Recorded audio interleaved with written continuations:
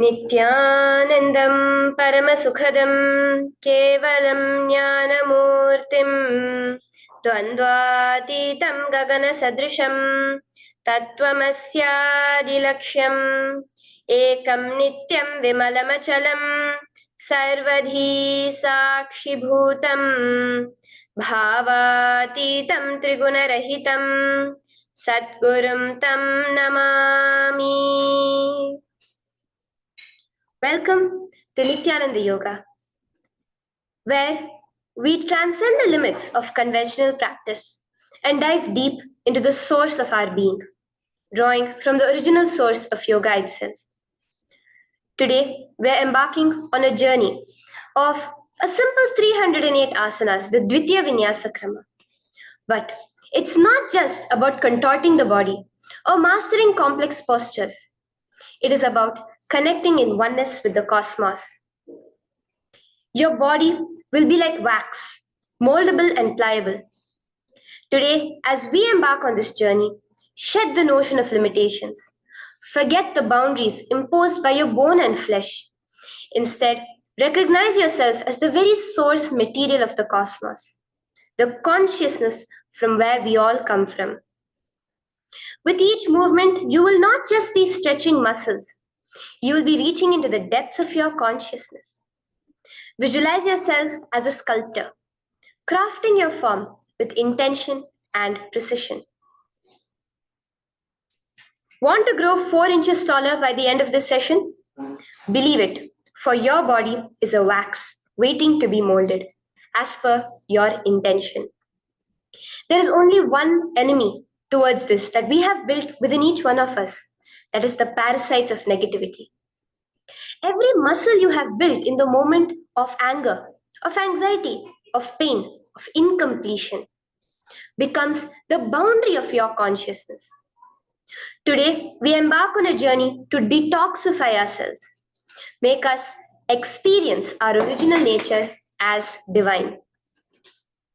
So as we go through these 12 components, which is so unique to Nityananda Yoga, from the original source, the Vedas and Agamas, remember, you are not bound by limitations. You are the creator of your reality. Embrace your true nature. Let us sculpt our beings into an epitome of strength, flexibility, and bliss. Welcome to a transformative experience like no other, Nityananda Yoga. There are 12 different components that consist Nityananda Yoga. One is the asanas, which we traditionally know of. The various body postures revealed by Paramashiva to align the physical geometry of our body, the physical geography of our body, to the cosmic geometry, the cosmic geography. As Paramashiva says, sthiram sukham asanam, that body posture which is steady, comfortable, because it's in its original nature of Paramashivatva. The second are the pranayamas, the various systematic breathing techniques that Paramashiva has revealed for each one of us, that connect us to the higher dimensions of the cosmos and increase the life energy within us. The fourth are the bandhas, the different internal locks of the body. The third are the mudras, the various hand gestures and body movements to seal that life energy within ourselves. The very word mudra means seals. You will be able to seal the space of oneness within you with Paramashiva. The fourth are the bandhas, the various internal locks of the body to awaken the Kundalini Shakti, our latent potential energy, and make us conducive for the ultimate experience. The fifth are the karanas, the beautiful dance movements of the body, revealed by Paramashiva to put you in the space of ultimate bliss, and which engage all the different parts of your body. The next are the visualizations. As Swamiji says, the intention with which you move your body manifests as your reality. As you hold the visualization within you of the various gods and goddesses of Kailasa, of the various beings of this universe, you manifest the powers of those beings within you. The next are the japas, the various powerful energy vibrations of the cosmos that you will be subtly repeating in your throat center that will cause your very DNA to be bound to the cosmos, to your consciousness with the highest frequency possible. The next are the pramanas, the chanting of the sacred mantras, the original source scripture of Hinduism that reveal the science of Nityananda Yoga, because as Swamiji says, yoga has a source and it is Hinduism. These original verses will manifest the vision Paramashiva had when he created yoga in each and every one of us. There are weights, which is an optional component, helps us to enhance our experience of Nityananda Yoga as revealed from the source scriptures of Hinduism. The next are the mandalas, the cosmic geometrical representation. The Shri Chakra, the Shri Yantra, which is the direct geometrical representation of the cosmos. When you keep that in front of you and gaze at it throughout your Nityananda Yoga, your body will fluidly just align itself to the cosmos.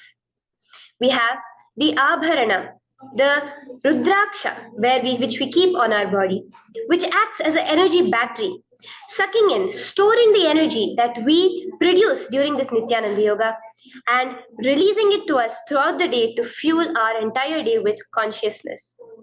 The last but not the least are the Aushadas, the various sacred herbs that you can apply to, which can be infused with the thought current of Paramashvatva to manifest it within you.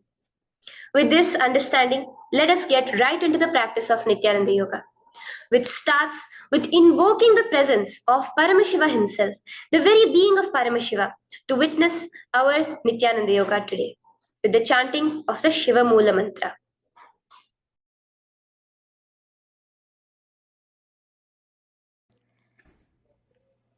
Let us now chant the Shiva Moola Mantra 11 times internally. Om Ham Hom Shivaya Namaha. Om Ham Hom Shivaya Namaha. Om Ham Hom Shivaya Namaha. Om Ham Hom Shivaya Namaha. Om Ham Hom Shivaya Namaha. Om Ham Hom Shivaya Namaha. Om Ham Hom Shivaya Namaha.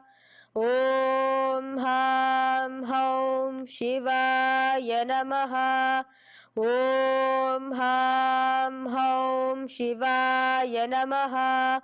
Om Ham Hom Shivaya Namaha. Om Ham Hom Shivaya Namaha. The next step of this ritual of yoga, as Swamiji reveals, yoga is a ritual, a methodology to connect yourself with the divine. As every ritual in Hinduism goes, we cleanse the three elements of our body, of the world, and of the ultimate with the Tattvachamanam.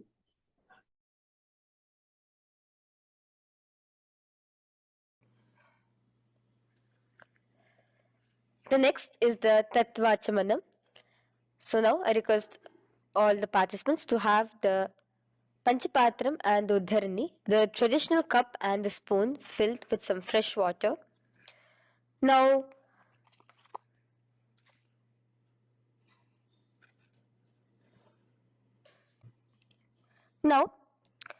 keeping your right hand in the shape of a cow's ear, the Gokarna Mudra, pour an Uddharani of water from the Panchapatram and chanting each of the following mantras internally, drink the water that flows through the base of the palm. Om Atmatattvam Shodayami Svadha. Om Vidyatattvam Shodayami Svadha. Om Shivatattvam Shodayami Svadha. Wash your right hand with water from the Panchapatram. Now, chanting the following mantra internally, wipe the upper and lower lips twice using the base of the right hand thumb, moving the hand from right to the left of the lips. Om Ham Hridayaya Namaha. Wash your right hand with water from the Panchapatram. Now, with the tips of right hand index, middle, and ring finger, touch above the upper lips and below the lower lips. Wash your right hand with water from the Panchapatram. Now, with the tips of right hand index finger and thumb joined together, touch your right nostril, left nostril. With the tips of right hand ring finger and thumb joined together, touch your right eye, right ear, left ear. Wash your right hand with water from the Panchapatram. Now, with the base of the right hand thumb and little finger, touch the navel, right chest, left chest. With the right hand, fingertips together, touch the top of the head, right shoulder, left shoulder, and your heart center. With that, we have the Sankalpa. The Sankalpa, the manifestation of our conscious intention. What is it today each one of us want to manifest through Nityananda Yoga? Hold that in your inner space. Through this conscious intention, which directly happens with the blessings, with the grace of the Supreme Pontiff of Hinduism, Bhagavan Sri Nityananda Paramashivoham, you will just see your intention manifesting as reality.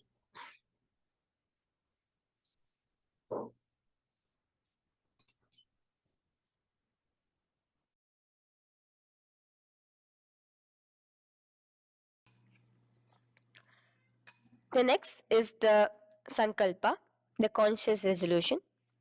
So now I request all participants now to, with your right hand, cover your left palm, which is the Sankalpa Mudra, and keep both the hands on the right thigh. Continue to keep this mudra till the end of the Sankalpa.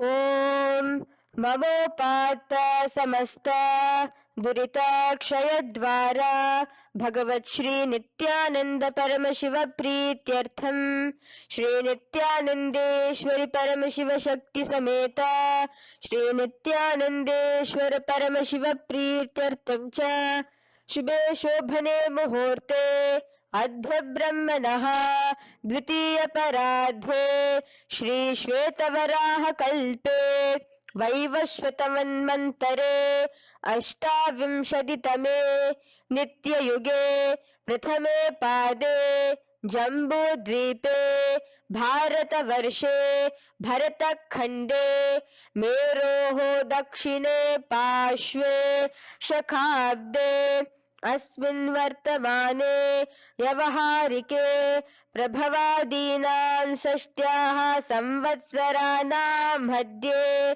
शुभनाम संवत्सरे शुभायने शुभऋतौ शुभमासे शुभपक्षे शुभतिथौ शुभवासरयुक्तायां शुभनक्षत्र शुभयोग शुभकरण एवं गुणविशेषण विशिष्टायाम् अस्यां शुभदितौ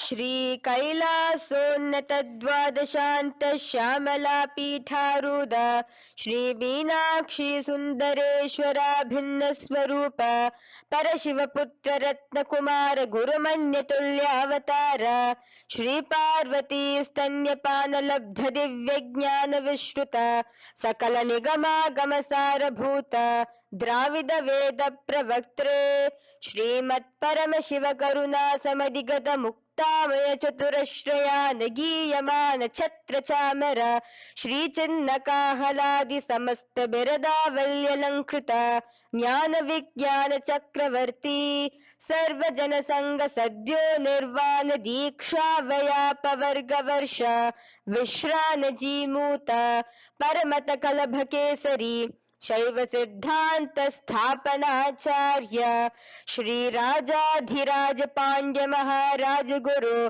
क्षपन शाक्यादि महांधकार निवारण ज्ञान भानो वीक्षणा नरहार ध्वजोच्छेदन पूर्वक श्रीमद वृषभध्वज स्थापक शैव समय कर्त्रे सर्वज्ञ पीठारूढ़ श्री जगद्गुरु श्री ज्ञान संबंध देशिक स्वामी वागीश सुंदर माणिक्य वाचक स्वामिनां अवतार भूत श्री ज्ञान संबंध स्वामी पुनरुद्धृत श्यामला पीत सर्वज्ञ पीत त्रिनवद्युत्तर द्विशततम गुरु महासन्निधान अरुणगिरि योगीश्वर परंपरागत अरुणाचल सर्वज्ञ पीठ गुरु महासन्निधान कैलास परंपरागत कांची कैलास सर्वज्ञ पीठ त्रयस्त्रिंशदुत्तर द्विशततम गुरु महासन्निधान नित्योत्सव नित्य मंगल नित्य कल्याण नित्य रजित कैलास परंपरागत आदि कैलास नित्यानंद पीठ महासंस्थान महासिंहासन पीठ कर्त्रे साक्षात् श्री परम शिव समुद्भूत कैलास परंपरागत वैवस्वत मुनि इक्ष्वाकु हरिश्चंद्र भगीरथ श्रीरामचंद्र सूरसेन इत्यादि अनवच्छिन्न सार्वभौम चक्रवर्ती परंपरागत चतुष्षष्टि योगिनी मंडित चतुष्षष्टि संप्रदाय प्रवर्तक मनुधर्म शासन सूर्यवंश प्राप्त सर्वज्ञ पीठ सुरांगी साम्राज्य मूढ़ाभिषिक्त चूड़ामणे साक्षात् श्री परम शिव समुद्भूत कपिल महागुरु पुनरुद्धृत महानिर्वाणी पीठ अष्टोत्तर सहस्र श्री महामंडलेश्वर साक्षात् श्री परम शिव समुद्भूत श्री महागणपति समारंभ अनवच्छिन्न पीताधीश्वर गुरु परंपरा प्राप्त अतल पीता अष्टोत्तर सहस्रतम अष्टोत्तर सहस्र श्री अतल पीताधीश्वर धर्म मुक्ति स्वर्गपुर स्वर्ण पीता त्रयोविंश गुरु महासन्निधान कैलास परंपरागत आदिपीठ सर्वज्ञ पीठ जगद्गुरु श्री कैलास पुनरुद्धारक श्री कैलास परमाचार्य श्रीमत् परमहंस परिव्राजकाचार्य वर्य सच्चिदानंद प्रणव स्वरूप श्रोत्रिय ब्रह्मनिष्ठ श्रीमद् जगद्गुरु श्री भगवत श्री नित्यानंद परम शिव श्री ज्ञान संबंध देशिक परमाचार्य स्वामिनां प्रीत्यर्थम तेषां पादारविन्दयोः भक्ति सिद्ध्यर्थम गुरु कृपा कटाक्ष सिद्ध्यर्थम क्षेम स्थैर्य वीर विजय आयुरारोग्य ऐश्वर्यानाम् अभिवृद्ध्यर्थम धर्मार्थ काम मोक्ष चतुर्विध फल पुरुषार्थ सिद्ध्यर्थम समस्त दुरितोपशांत्यर्थम समस्त मंगलावाप्यर्थम भगवत श्री नित्यानंद परम शिव प्रसादेन सकुटुंबस्य ज्ञान वैराग्य जीवन मुक्ति प्राप्त्यर्थम भगवत श्री नित्यानंद परम शिव कृपा कटाक्षेन पूर्ण आरोग्य युक्त दृढ़गात्र यौगिक शरीर सिद्ध्यर्थम परम शिव शक्ति आविष्करणार्थम नित्यानंद योगाभ्यासं करिष्ये.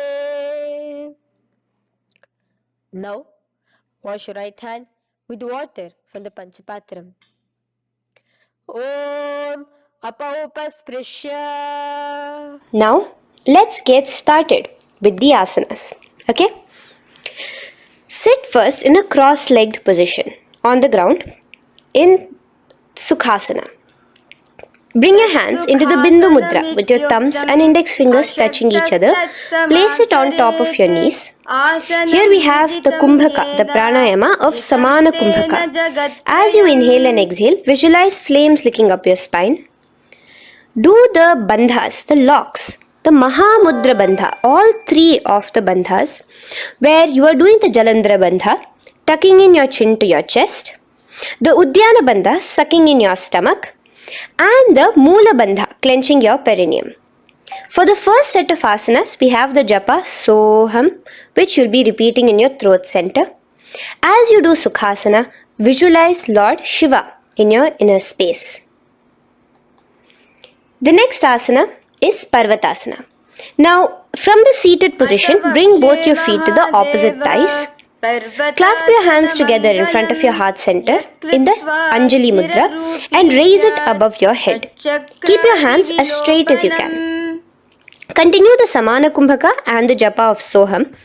Remain with all the three bandhas, the chin to your chest in Jalandhara Bandha, the stomach tucked in Udyana Bandha, and the clenched perineum in Moola Bandha.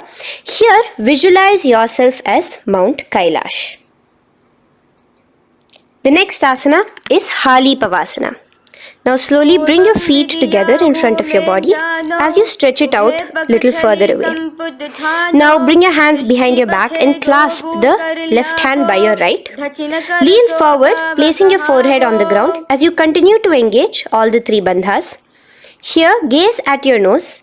Visualize Swamiji, the Supreme Pontiff of Hinduism, in your inner space. Now, in a similar position from Hali Pavasana, just release your hands, slightly get up and bring your hands in front of your body. Place them on the ground, cupping your hands, making a hollow in Nagi Pavasana. Visualize yourself as a snake, gazing at your nose. Continue the japa, the pranayama, and all three bandhas engaged. Now, raise up. This is Kokilasana. Hold your big toes with your index and middle finger in the Prana Mudra. Stretch your legs straight out and upwards. Cross it into Padmasana. Bring it to your opposite thighs. Lean forward and down onto your elbows. Again, tuck your chin into your chest, suck in your stomach, and clench the perineum in the Mahamudra Bandha. Visualize yourself as a bird in Kokilasana. The next is Neti Asana. Now, raise up again. Bring one ankle to the top of the opposite knee. Hold the elbows with your hands. Hold the respective elbows with the opposite hands. Again, engage all the three bandhas and rotate your arms in a circular motion. Keep the spine completely straight and gaze towards your nose. Visualize Swamiji, the Supreme Pontiff of Hinduism, in your inner space. Next is Gajasana. Press your hands onto the ground. You can bring your feet a little back as you raise yourself up, your hips up high. Lower your head and then chest, scooping your body forward again and again. Here, engage the Udyana Bandha, where you suck in your stomach along with the Moola Bandha, clenching the perineum. Visualize yourself as an elephant. Gajasana. Now stop the movement slowly. In another dynamic asana, which is Rikshasana, you will start alternatively pressing the heel of one foot onto the ground while lifting the other heel up. Repeat this again and again. The next is Vaishyasana. Now slowly come to a standing position. Stand tall on the tips of just your big toes. Keep your head neck straight line. And bring the middle, index and ring fingers to your heart in the Hridaya Mudra. Continue engaging the Udyana Bandha. Visualize Swamiji in your inner space. Here we have a very interesting movement, which is the Karanas, the dance movements. So the first Karana is Urdhva Janu Karana, which literally means the raised knee. So now stand in the Aramandi position, which is your heels touching together, the toes facing outwards, almost at a 45-degree angle. Bend your knees low And keep both your hands at your chest, elbows parallel to the ground. Twist one knee towards the center of your body. Raise it up, back across the body back to the original position. Simultaneously with the leg movement, follow it with your respective hand, up and across the body. Repeat this alternatively on both sides. Now, in Balalingasana, come back to a standing position straight and interlace your fingers from outside in. This is the Sarva Vashankari Mudra. Hold on to your knee, pulling it up towards your chest. Pull it tight. Continue to keep your spine straight. Engage all the three bandhas, the Jalandhara Bandha, the Udyana Bandha and the Moola Bandha. As you are holding your knee, visualize yourself holding, caressing a baby. Balalingasana. The next asana is Pada Pidanasana. Now the same foot which is raised, clasp it with your hands and pull it behind towards your body, holding it with both your hands. Again, engage all the three bandhas, standing tall. Visualize Swamiji, the Supreme Pontiff of Hinduism, in your inner space.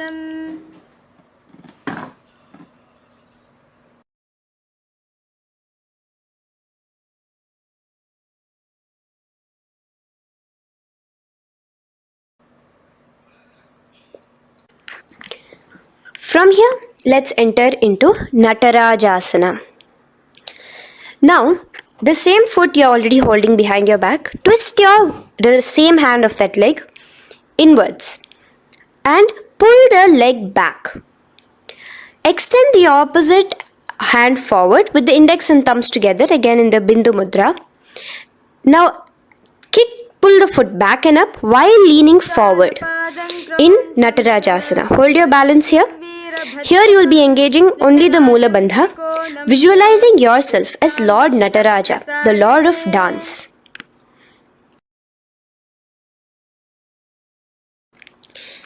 Now again let's repeat Balalingasana on the other side with the other leg.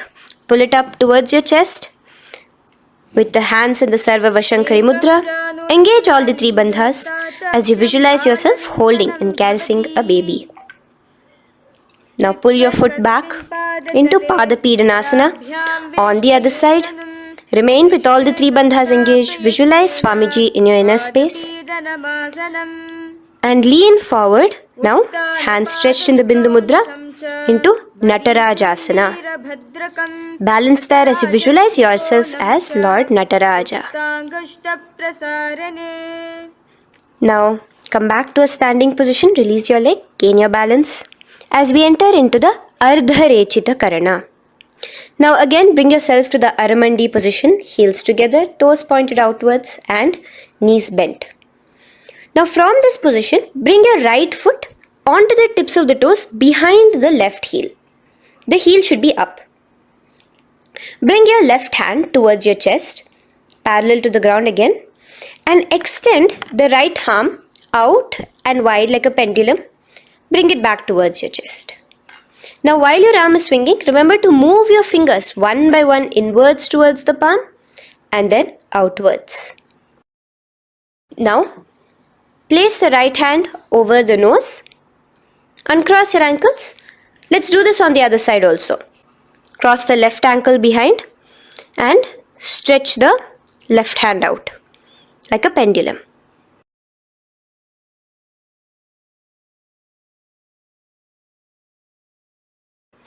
Bring it to your nose and cross the ankles. Now let us enter into the skeleton dance. It's a very powerful meditation. It cleanses the muscle memory. Any patterns which are there within your muscle memory can be completely wiped out through this skeleton dance. Just 2 simple steps. Now stand straight. Visualize yourself as a skeleton. You can close your eyes. Just visualize yourself as pure bones. There are no muscles, no veins, no nerves, tissues, organs, nothing. Just bones, a skeleton form. And shake your body intensely. As a skeleton, you are moving yourself wildly, intensely. Just shake it all out. Move your hands, move your legs, your head. Let there be no bone in your body untouched. Just move it. Move wildly. Shake, shake. Literally feel yourself throwing all the patterns out of your system with the intensity of your shaking.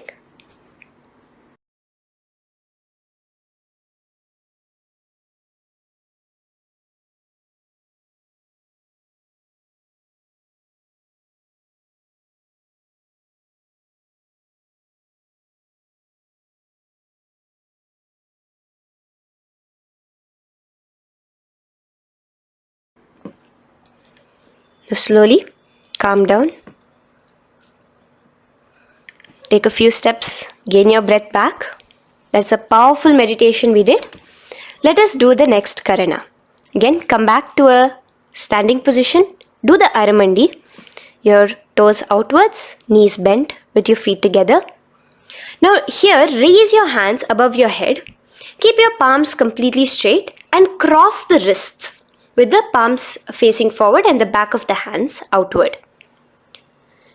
Now from the crossed wrists, uncross the wrists, spreading your arms out wide while you turn your hip towards the side. Turn by the waist sideways. Bring your hands back over the head and turn on the other side. Repeat this on the other side. Do it again. Let's twist out. Come back to the middle and twist out again. This is the Kati China Karana. Now stand tall.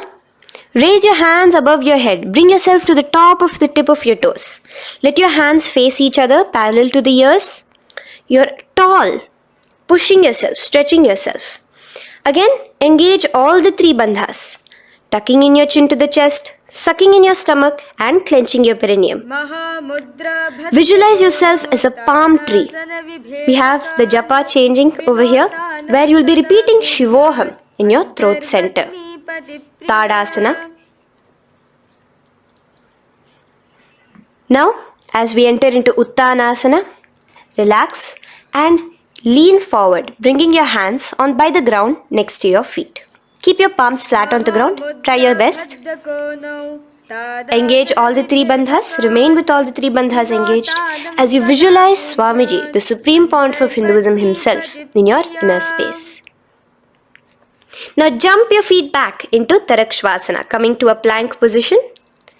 Keep your hands shoulder width apart. Be steady there. Chuck in your chin to your chest in the Jalandhara Bandha as well as engaging the Moola Bandha. Now rotate your head while in the Jalandhara Bandha from shoulder to shoulder, side to side. This is Tarakshvasana. Visualize Swamiji, the Supreme Pontiff of Hinduism, in your inner space. Yes. Now lay flat onto the ground in Bhujangasana. Lower your entire body down. Now point your toes backwards. Keep your hands by the side of your chest and push yourself off the ground. Remember to use the strength of your lower back to hold yourself up. Open your mouth wide.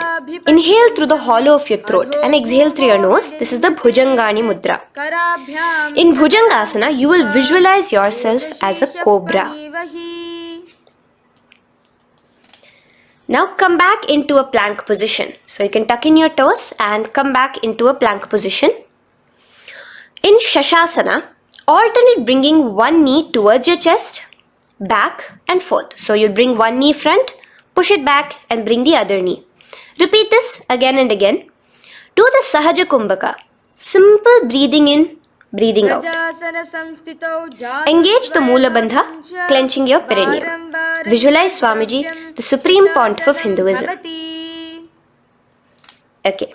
Now place your legs back into the plank position as we enter into Rathasana. Again, bring one foot between your hands and alternate jumping one foot back and bringing the other foot forward simultaneously. Again and again. Continue the Sahaja Kumbhaka and the Moola Bandha engaged as you visualize yourself as a chariot, a Ratha, in Rathasana. Now, into Veerabhadrasana. remain one leg in between your hands. So as you jump, one leg comes between your hands, stop in that position, one leg stretched back, and raise yourself up into a standing position. So the front foot will be pointing forwards and bent at a 90-degree angle. The knee will be bent at a 90-degree angle. The other leg, which is extended back, the foot will be pointed sideways at a 45-degree angle. Now raise your palms, hands up, parallel beside your ears. Do the Uddiyana Bandha along with the Mula Bandha, pulling in your stomach in. Gaze towards your third eye as you visualize yourself as Lord Veerabhadra. Now relax down, switch your legs around, and let us do Veerabhadrasana on the other side. Stretch your hands up, gaze towards your third eye, suck in your stomach in the Uddiyana Bandha, and visualize yourself as Lord Veerabhadra. Okay, bring your feet together now. Let us move into Vrikshasana. Now stand tall, gain your balance here slowly. Bring one foot towards the inner thigh. Bring your palms together, raise them up above your head in the Anjali Mudra. Keep your elbows as straight as you can. Again, continue the Uddiyana Bandha, sucking in your stomach. Gaze forward, hold your balance, visualize yourself as a tree, the stability of a tree in Vrikshasana. Now, slowly bring your hands down. Now the foot which is in your inner thigh, bring it towards the opposite, to the root of the opposite thigh. Bring your hands in the Namaskar Mudra in front of your heart center together and visualize yourself here as Lord Garuda, just engaging the Mula Bandha alone here. This is Garudasana. Now let us repeat Vrikshasana on the other side. Slowly put your foot down. Bring the other foot to the inner thigh. Raise your hands above your head. Suck in your stomach in the Uddiyana Bandha and visualize yourself as a tree. Let's repeat Garudasana on the other side. Slowly bring the foot to the opposite thigh and lower your hands to be in front of your heart center. Release the Uddiyana Bandha, just engaging the Mula Bandha, clenching your perineum. Visualize yourself as Lord Garuda, the eagle vehicle of Lord Mahavishnu. Okay, bring both your feet to the ground now and spread them far apart from each other. Now keep one leg toes pointing forward and the other set of toes pointing sideways. Straighten your arms out parallel towards the ground.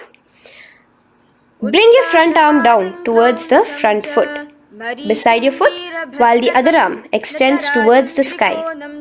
Visualize yourself as a triangle in Trikonasana. Now raise up and let's repeat Trikonasana on the other side. Switch the position of your legs around and go forward. The other arm raised towards the sky. Visualize yourself as a triangle. Now come back to a standing position. Bring your feet together. We are having another Karana, the Nikuttaka Karana. Bring yourself to the Aramandi position. Feet together, knees out wide. Here now bring your hands towards your chest, but keep both your palms parallel towards each other. Bring your right foot onto the toes with the heels up. And simultaneously bringing the right hand towards the top. Now drop the right foot, simultaneously lifting the left foot onto the toes and switch the hands position. Now the left hand is on the top and the right hand is on the bottom. Repeat and let us do this repeatedly. Okay, relax now, come back to a straight position and sit down onto your toes. Sit on your heels with your toes on the ground, knees raised up off the ground, together in front of you in Angushtasana. Bring your hands together in the Namaskara Mudra in front of your heart center. We have a very interesting pranayama over here, which is the Bhramari Kumbhaka, where you will be subtly buzzing like a bee as you do this asana. The japa we will be entering into is Sadashivoham. In Angushtasana, engage the Mula Bandha as you visualize Swamiji, the Supreme Pontiff of Hinduism, in your inner space. Now in the same position, slowly bring your hands to the ground. Balance yourself as you stretch one foot forward, sitting on the heel of one foot and the other foot stretched forward, toes pointed upwards. Bring your hands to the Vara Mudra, just the tips of the finger on the ground while the palm faces forward, both your hands. Continue to engage the Mula Bandha, clenching the perineum as you visualize Swamiji, the Supreme Pontiff of Hinduism, in your inner space. Now, the leg is stretched forward, right? Stretch the same hand, the respective hand forward and clasp onto the big toe of that foot in the Prana Mudra with your index and middle fingers. The other hand, bring it to the back of the respective heel in Vidhunanasana as you visualize Swamiji in your inner space. Okay, bring your 2 feet back together as we repeat Saurasana on the other side. Stretch your left leg forward now. Palms in the Vara Mudra on the ground.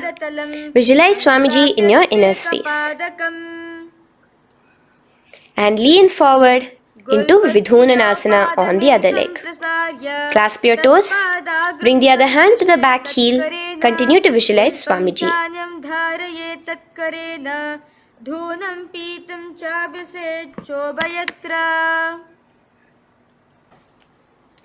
Now bring your 2 feet back together as you continue to sit on the heels, getting a nice toe workout here. Balance on your toes, bring your knees together in front of you. Now place your palms on top of the respective knees with the hands facing upwards, the palms facing upwards. Leave a slight gap between your palms and knees.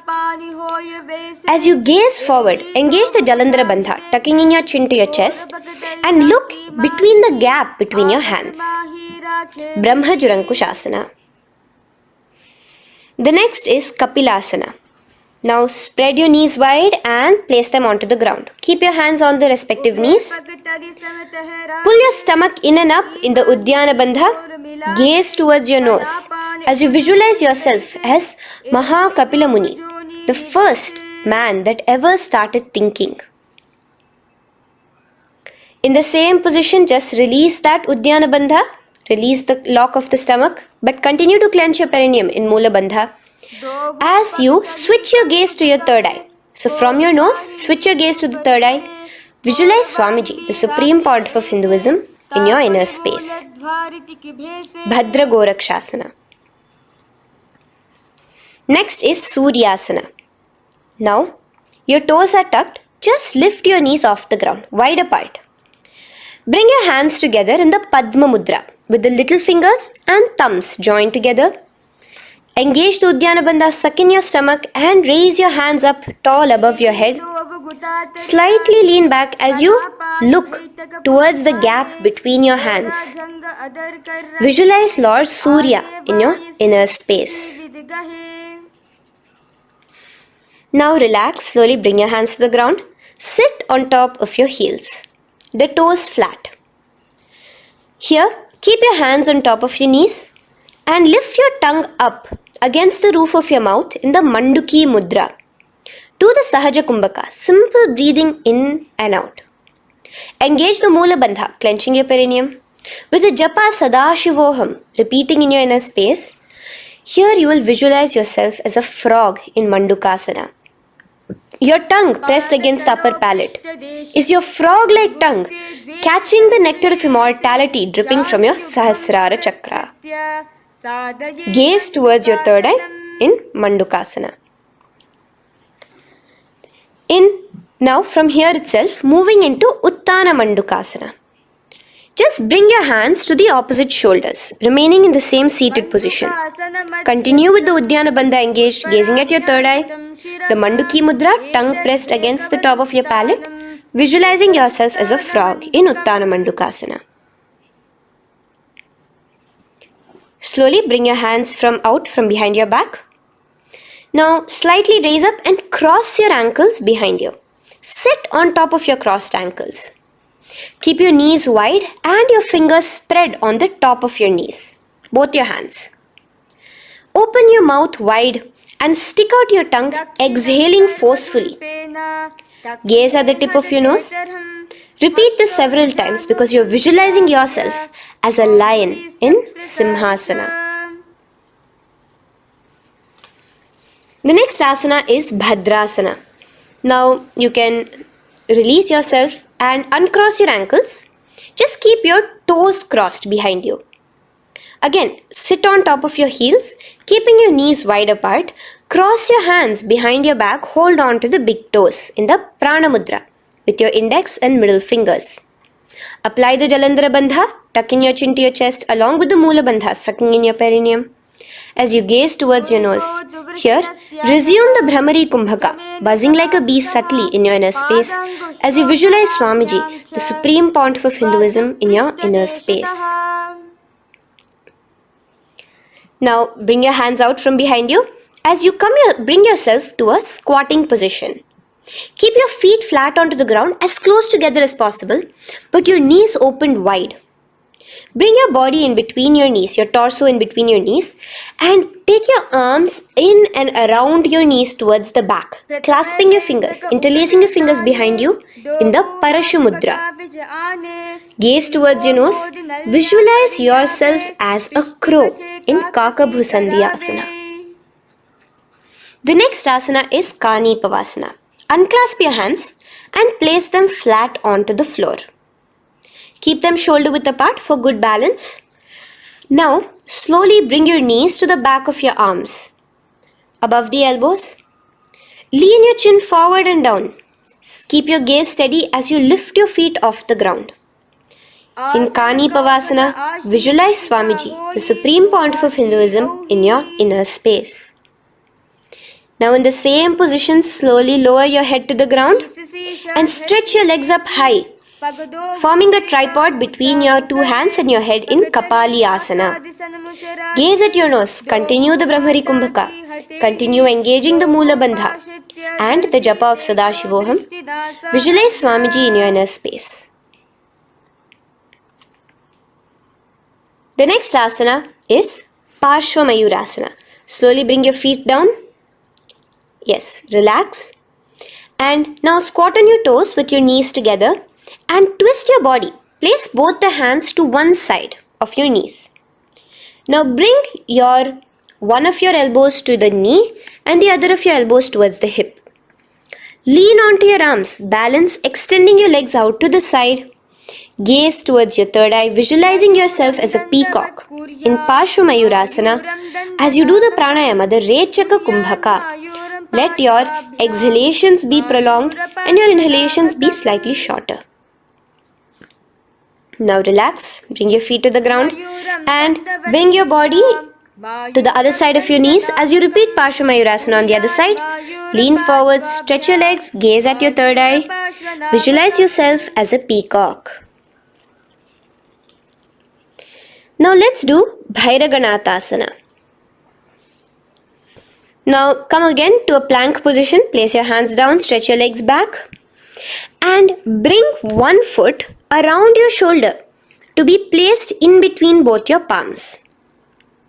Gaze at your third eye, just engage the Mula Bandha, clenching your perineum. Here this is Bhairaganathasana. Visualize yourself as Lord Kala Bhairava. Slowly bring your foot out and bring the other foot in between your palms, remaining in the plank position. Continue to visualize yourself as Lord Kala Bhairava in Bhairaganathasana on the other side. The next asana is Unmukha Pithasana. Now from the same plank position, bring your forearms onto the ground. Be steady as you walk your feet closer towards yourself, forming like a slight mountain. In Unmukha Pithasana, gaze at your third eye. Continue the Rechaka Kumbhaka. Visualize Swamiji in your inner space. The next asana is Vashishthasana. Now, just raise yourself onto one of your hands. So, release your forearms off the ground and raise yourself onto your right arm. And keep your body completely parallel to the ground as you raise your left arm straight above your head. Visualize yourself as Rishi Vashishta as you do the Vashishthasana. Gaze towards the hand on the top. Now slowly bring that hand down. As you switch the hands, bringing your right hand up towards the sky. Balance there, completely straight on your toes. As you visualize yourself as Rishi Vashishta, the Guru of Bhagavan Sri Rama. Now, bring your feet forward into Anjaneyasana. So here you will be sitting on your hips with your legs pointed forward and sit on top of your hands. So keep your palms facing upwards and sit on both your palms as you tuck your elbows into your body. Do the Rechaka Kumbhaka, continue the Rechaka Kumbhaka. Engage the Jalandhara Bandha, tucking in your chin to your chest, gaze at your nose, visualize yourself as Lord Hanuman in Anjaneyasana. Now, slowly release your hands from under your body as you lean forward into Paschimottanasana. Clasp your respective toes with your index and middle finger. Lean forward and down, bring your elbows to the ground, your forehead towards your knees. Engage all the three bandhas, the Mahamudra Bandha. As you visualize Swamiji, the Supreme Pontiff of Hinduism in your inner space, with a new japa, Mahasadashivoham, starting here.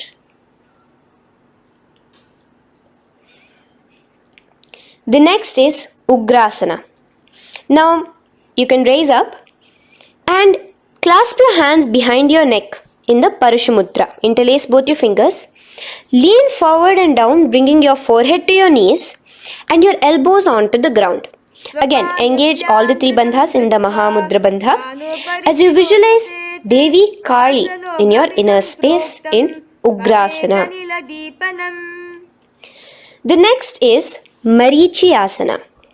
So raise up and keep one leg pointed forward while you bring the other leg towards the groin, the knee pointed upwards. Place the foot flat on the ground. Now lean forward, bring both your hands, wrap your arms around the raised knee, clasping your hands behind the back together.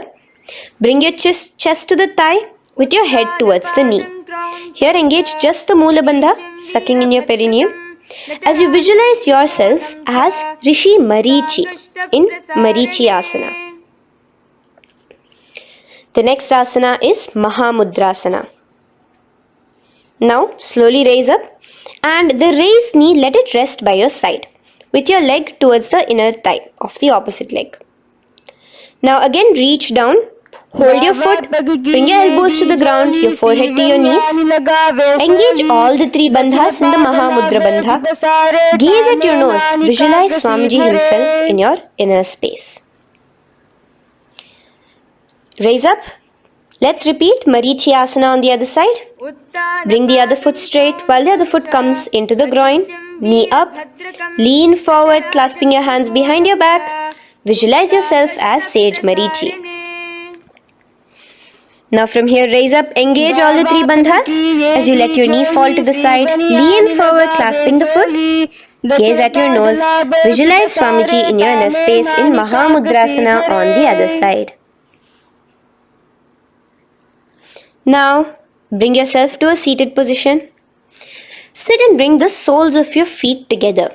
Bend your knees and keep your heels as close towards you as possible. While try to touch your knees to the ground. Clasp your feet together with both your hands. Maintain a straight spine. Gaze towards your nose in Bhadrasana 2.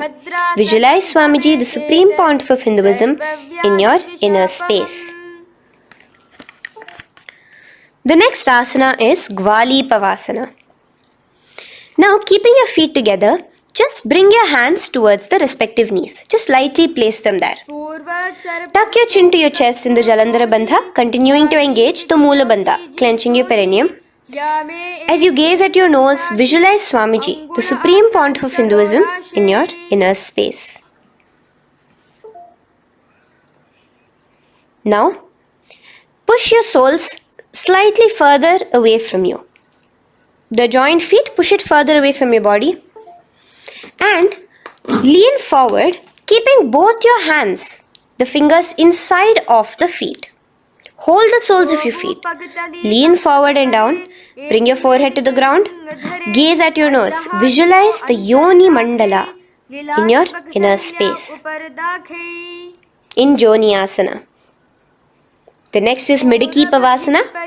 Raise up. Stretch your arms out wide beside your body as you lean forward, your arms going over your knees. Bring your forehead to your feet. Continue to gaze at your nose. Visualize Swamiji, the Supreme Pontiff of Hinduism, in your inner space. Now, in Siddha Samadhi Asana, raise yourself up. Now, put your hands, your forearms, underneath the calves of the respective legs. Let your palms face up towards the sky as you bring your head down to your feet. Gaze at your nose as you visualize Lord Surya in your inner space in Siddha Samadhi Asana.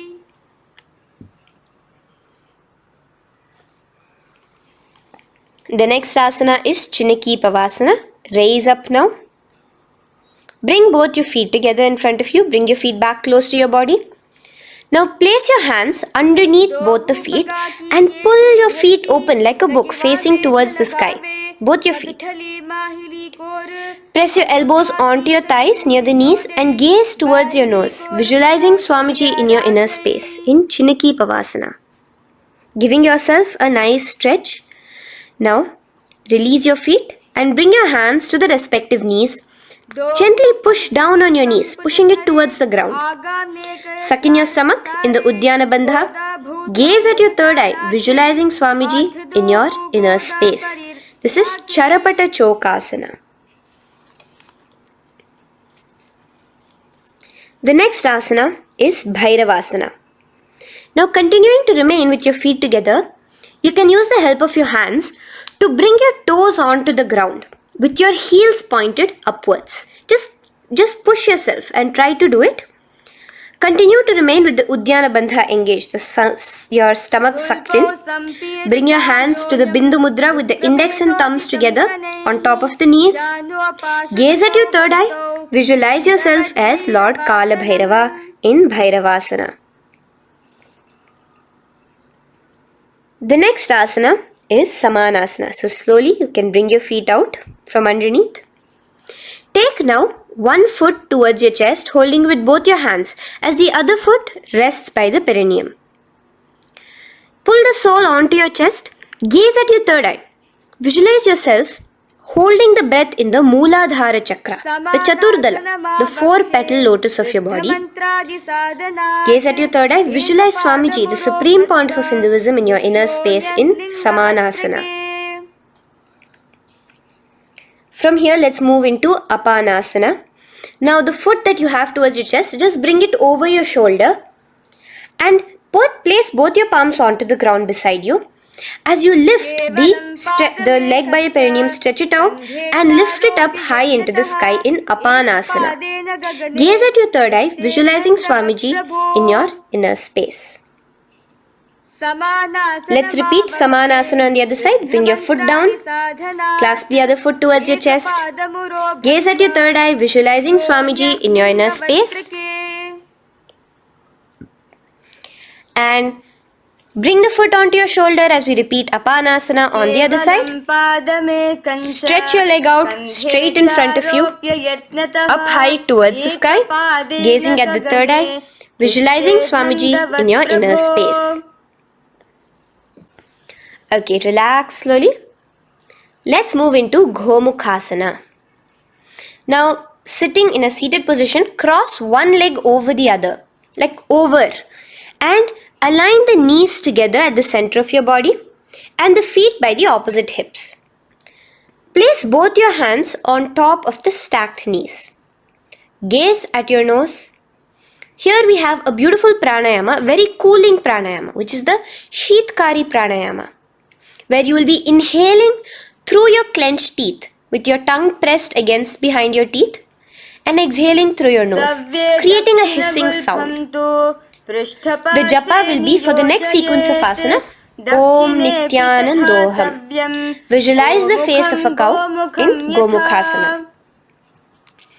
Now keep your knees crossed. From the knees, bring your hands towards the respective toes on the side of the body. Clasp the big toe in Pranamudra. Suck in your stomach in the Uddiyana Bandha. Visualize yourself as Rishika Anasuya in Anasuyasana. Now in Anusuyasana 2, just bring your hands behind your back, clasped together, interlaced fingers in the Parashamudra. Lean forward and down. Try to bring your nose to touch the ground in front of you.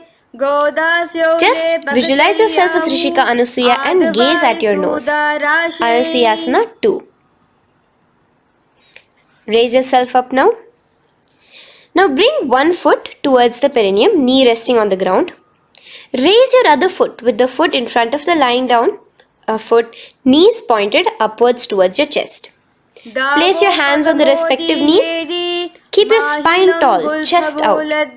Gaze at your nose. Visualize yourself as Lord Garuda, the eagle vehicle of Bhagavan Mahavishnu. Garudasana 2. From here, moving into Naradasana. Now, keep both your hands, bring both your hands behind your neck and clasp them in the Parashamudra. Interlace your fingers behind your neck. Twist outward of the raised knee. Just keep your whole body outside of the raised knee. Gaze towards your third eye, visualizing yourself as Devarishi Narada in your inner space. From Naradasana, let's enter into Matsya Pithakasana. Place one foot on the top of the opposite thigh.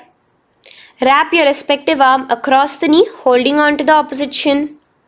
Extend the opposite hand straight. Hold on to the respective toe with the index and middle fingers in Prana Mudra. Gaze towards your nose. Visualize Matsyavatara, the fish form of Bhagavan Mahavishnu in your inner space in Matsya Pithakasana.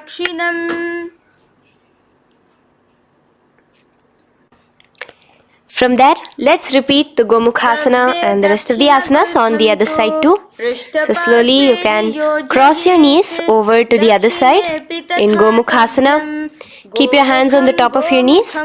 Gaze at your nose as you visualize the face of a cow in Gomukhasana. Continuing into Anasuyasana on the other side, bring your hands to your toes. Suck in your stomach in the Uddiyana Bandha. Gaze at your nose, visualize yourself as Rishika Anasuya. And lean forward, bringing your hands behind your back in Anasuyasana 2. Interlace your fingers in the Parashamudra. Continue to gaze at your nose, visualizing yourself as Rishika Anasuya. As you relax the Uddiyana Bandha, just clenching the Moola Bandha alone.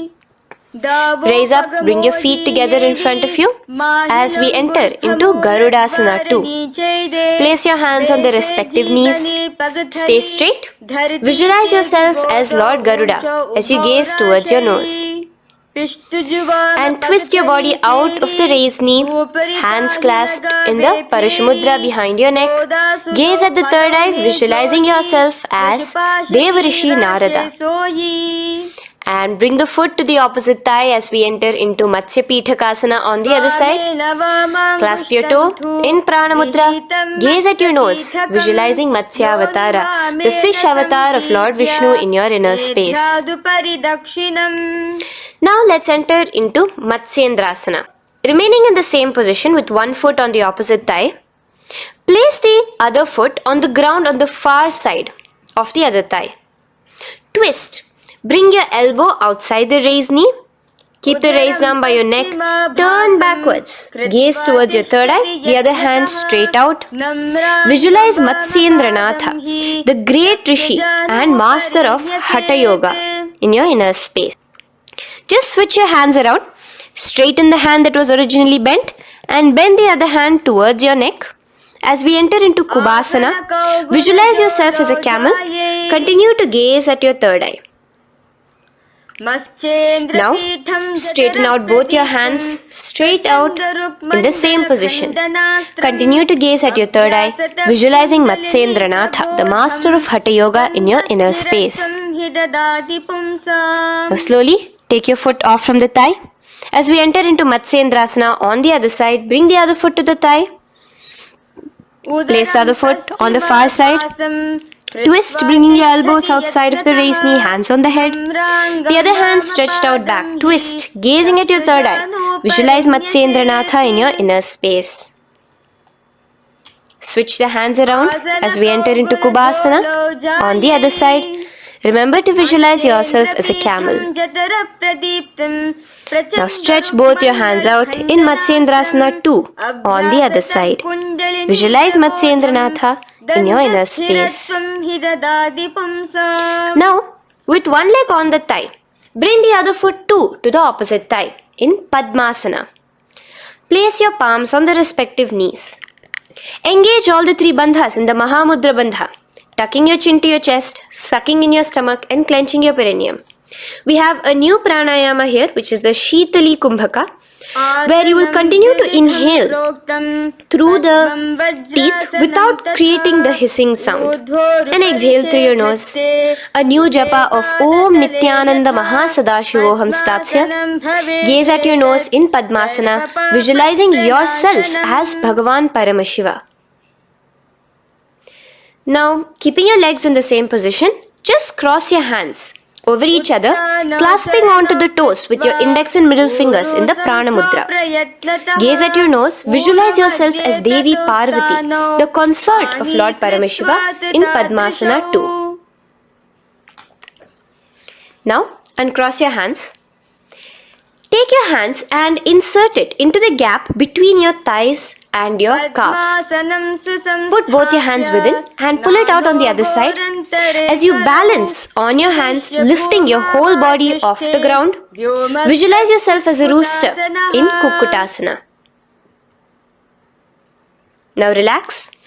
Take your hands out from inside your feet as we enter into Baddha Keki Asana. Place your hand onto the ground as you raise up on your knees. Place your palms on the ground, fingers pointing towards the legs. Now keep your elbows together, pressed against your navel. Slowly lean forward, balancing, and extend your knees off the ground, visualizing Swamiji in your inner space. In the same position, stretch your legs out behind you in Mayurasana. Visualize yourself as a peacock. Hold your balance. Relax now. Yes, relax flat onto the ground into Makarasana. Lay down completely flat. Keep your feet pointing outwards, far away from each other. Place your forehead on the mat. Interlace your fingers behind your neck in the Parashumudra. Just relax, visualizing yourself as a crocodile as we go back to the Sahaja Kumbhaka, the simple breathing in, breathing out. Just keep the Moola Bandha alone engaged.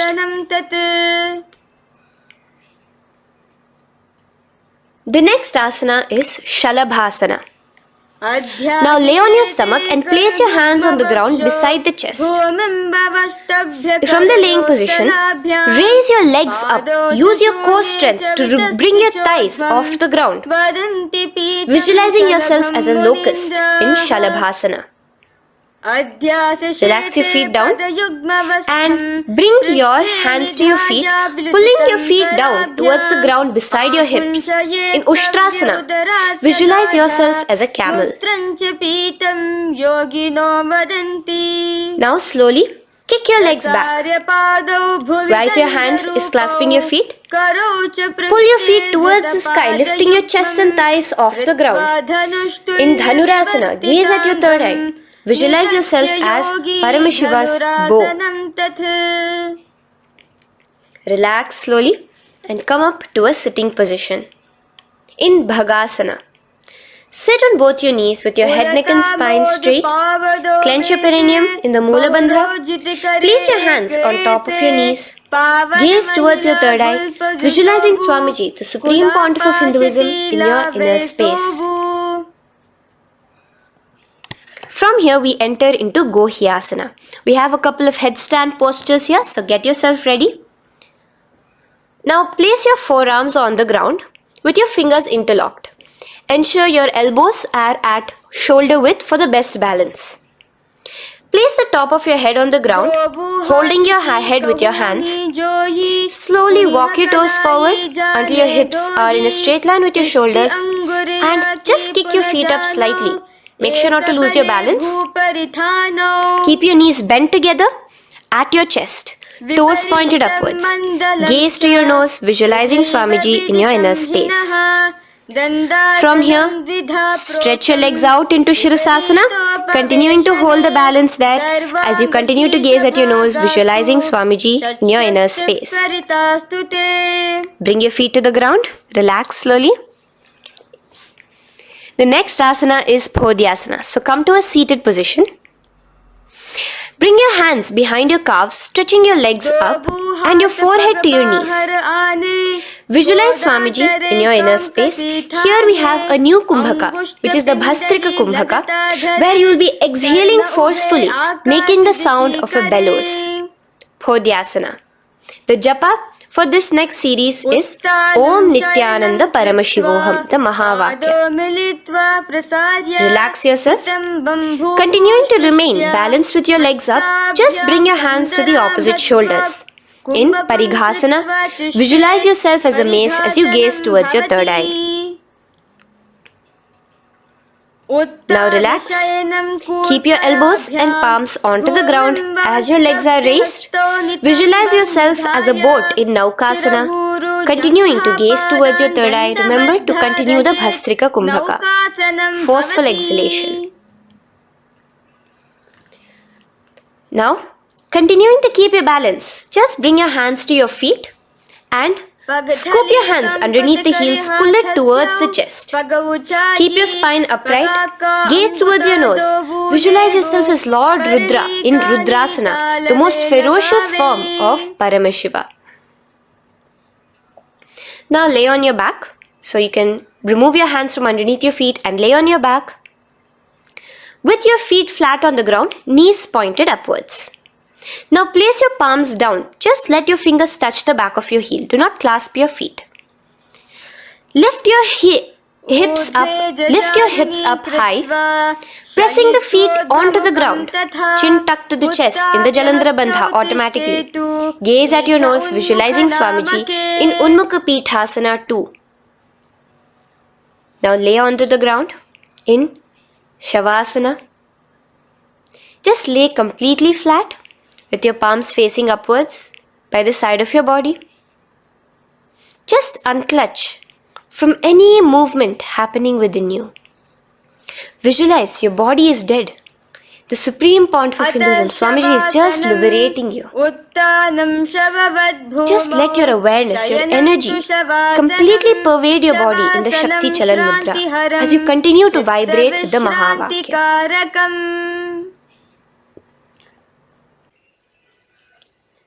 Roll over to one side and come to a seated position. Feel the life entering your body back. In a seated position, let us get continued with the sequence. We have 200 asanas more to go, starting with Yatha Sanishtasana. In Yatha Sanishtasana, sit in any posture you are completely comfortable in. Bringing your hands into the Bindu Mudra with the thumbs and index touching. Start off with the Samana Kumbhaka. As you're inhaling and exhaling, feel flames licking up your spine. Clench your perineum in the Moola Bandha with the japa Om Nityananda Paramashivoham for the remaining of the sequence. Visualize Swamiji in your inner space. From here, moving into Samasana, where you bring your feet to a cross-legged position.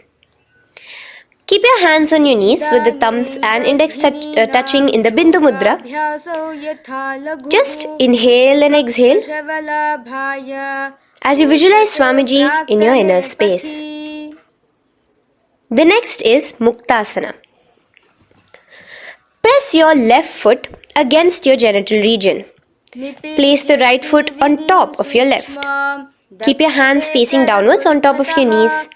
Sit straight, gazing towards your nose. Visualize yourself as a sage liberated by Swamiji himself.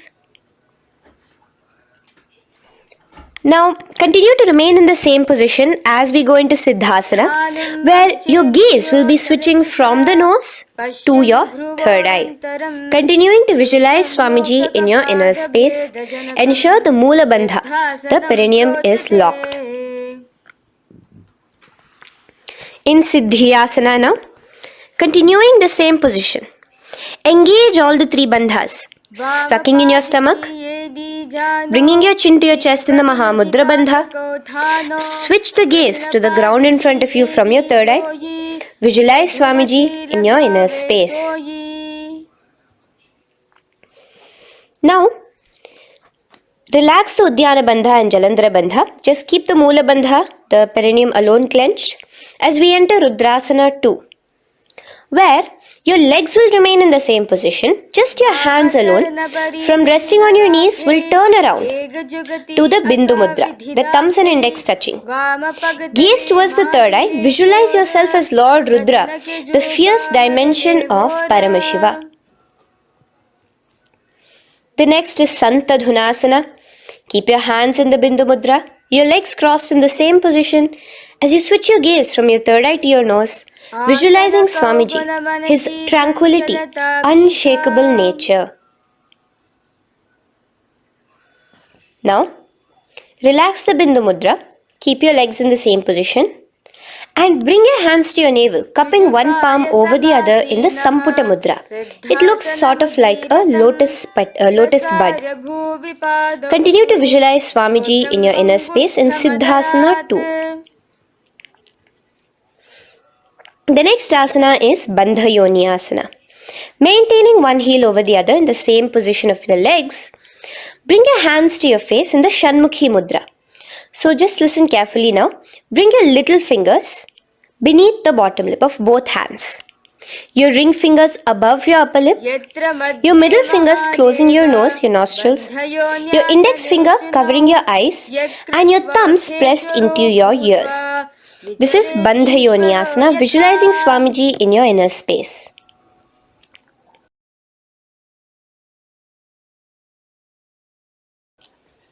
The next asana is Virasana. Now, you can remove your hands from your face and bring one foot onto the thigh, onto the opposite thigh, and the other foot underneath the thigh.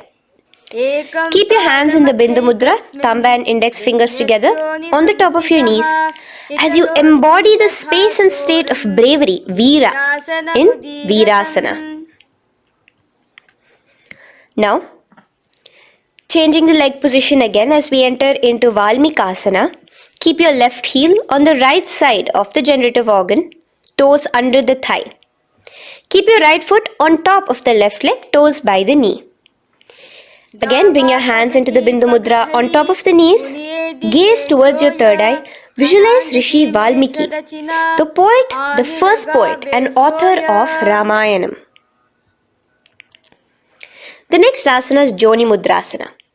So you're going to remain here as you switch your gaze to your nose, visualizing the Yoni Mandala, a beautiful formation, divine cosmic geometry, representing Devi, Shakti, a symbol of the creative energy of the universe in Joni Mudrasana.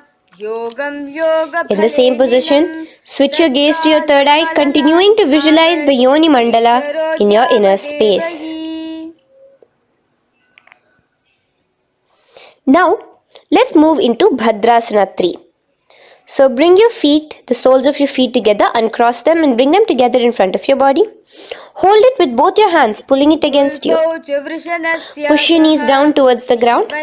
As you gaze at your nose, suck your stomach in the Uddiyana Bandha. Visualize Lord Veerabhadra in your inner space. Bhadrasana 3. In the same position, we are entering into Aghorasana, where your left hand will rest on top of the left knee, while your right hand comes towards your face. Now, do the Khechari Mudra, where you are bringing your tongue towards the upper palate, gazing towards your third eye. Now, with your right hand, cover your mouth, close the left nostril with your index finger, inhale through the right nostril. Close both the nostrils, hold your breath and exhale through the left nostril in the Abhyantara Kumbhaka. Repeat this on the other side. Visualize yourself as an Aghori, completely dedicated to Paramashiva in Aghorasana.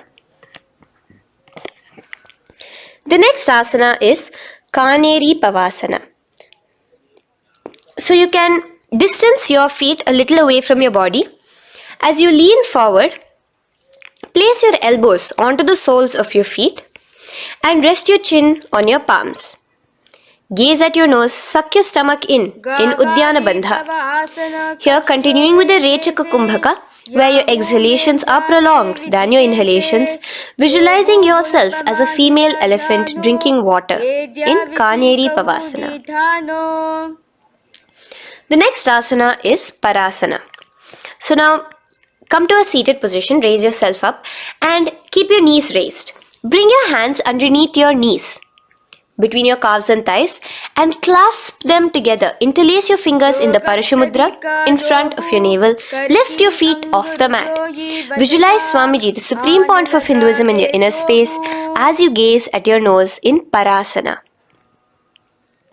The next asana we'll be moving into is Gopi Chandasana. Now take your hands out from in between the feet as you let your feet rest on the ground. Take your hands out from underneath your calves. Interlace your fingers around the feet with the soles of the feet together and raise it up towards your chest. Rest your knee on top of your feet. Gaze at your nose. Embody the state and space of a king in Gopi Chandasana. The next asana is Udarasana. So now just quickly release your legs, bring your hands underneath your calves and hold on to your feet again from inside out, both your feet together. Bring your feet up to your chin, resting your chin on top of the interlaced fingers. Bring your feet to your chest, gaze at your nose, visualizing your body, the Supreme Pontiff of Hinduism, free from any defects in Udarasana. Now, in the same position, just lift your legs up towards your head. Let the top of your hands come towards the top of your head, your forehead. And this is Vishishtasana. Visualize yourself excelling in everything in this posture. Now, slowly relax. Keep your hands underneath your shins as you take your hands up to the shoulder, pulling your hand and interlacing your fingers behind your neck. In Bhujasana, visualize yourself as a cobra. The next asana is Kalyanasana. So in the same seated posture, bring your hands around from behind your neck, remove them and put them around your back, interlacing the fingers behind you. Gaze at your nose. Visualize yourself as a beautiful, auspicious goddess in Kalyanasana.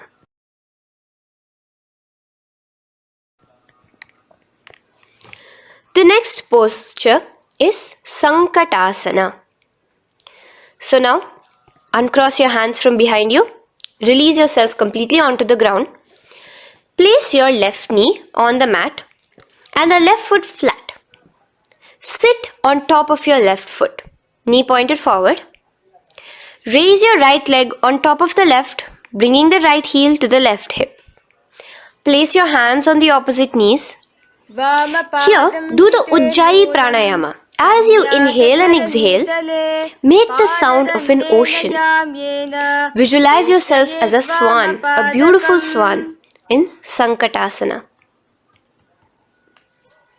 The next is Dhenukasana. Just in the same position, slide your left heel to the left hip. Keep your right knee on top of the left. Place both your hands on your right thigh. Visualize a cow in your inner space as you suck your stomach in the Uddiyana Bandha, Dhenukasana. Now slowly uncross your legs as we move into Matsyendrasana. Place the right foot on the left thigh, the left foot on the right knee. Bring your left hand behind your back, hold the right thigh. Twist a little bit. Place your right hand on your left thigh. Twist your body, gaze towards your third eye, visualizing Swamiji in your inner space. The next asana, Matsyendrasana 2, just untwist your body. As you clasp the respective toes of both your feet with your hands, lean forward and down, bringing your forehead to the ground in front of your feet.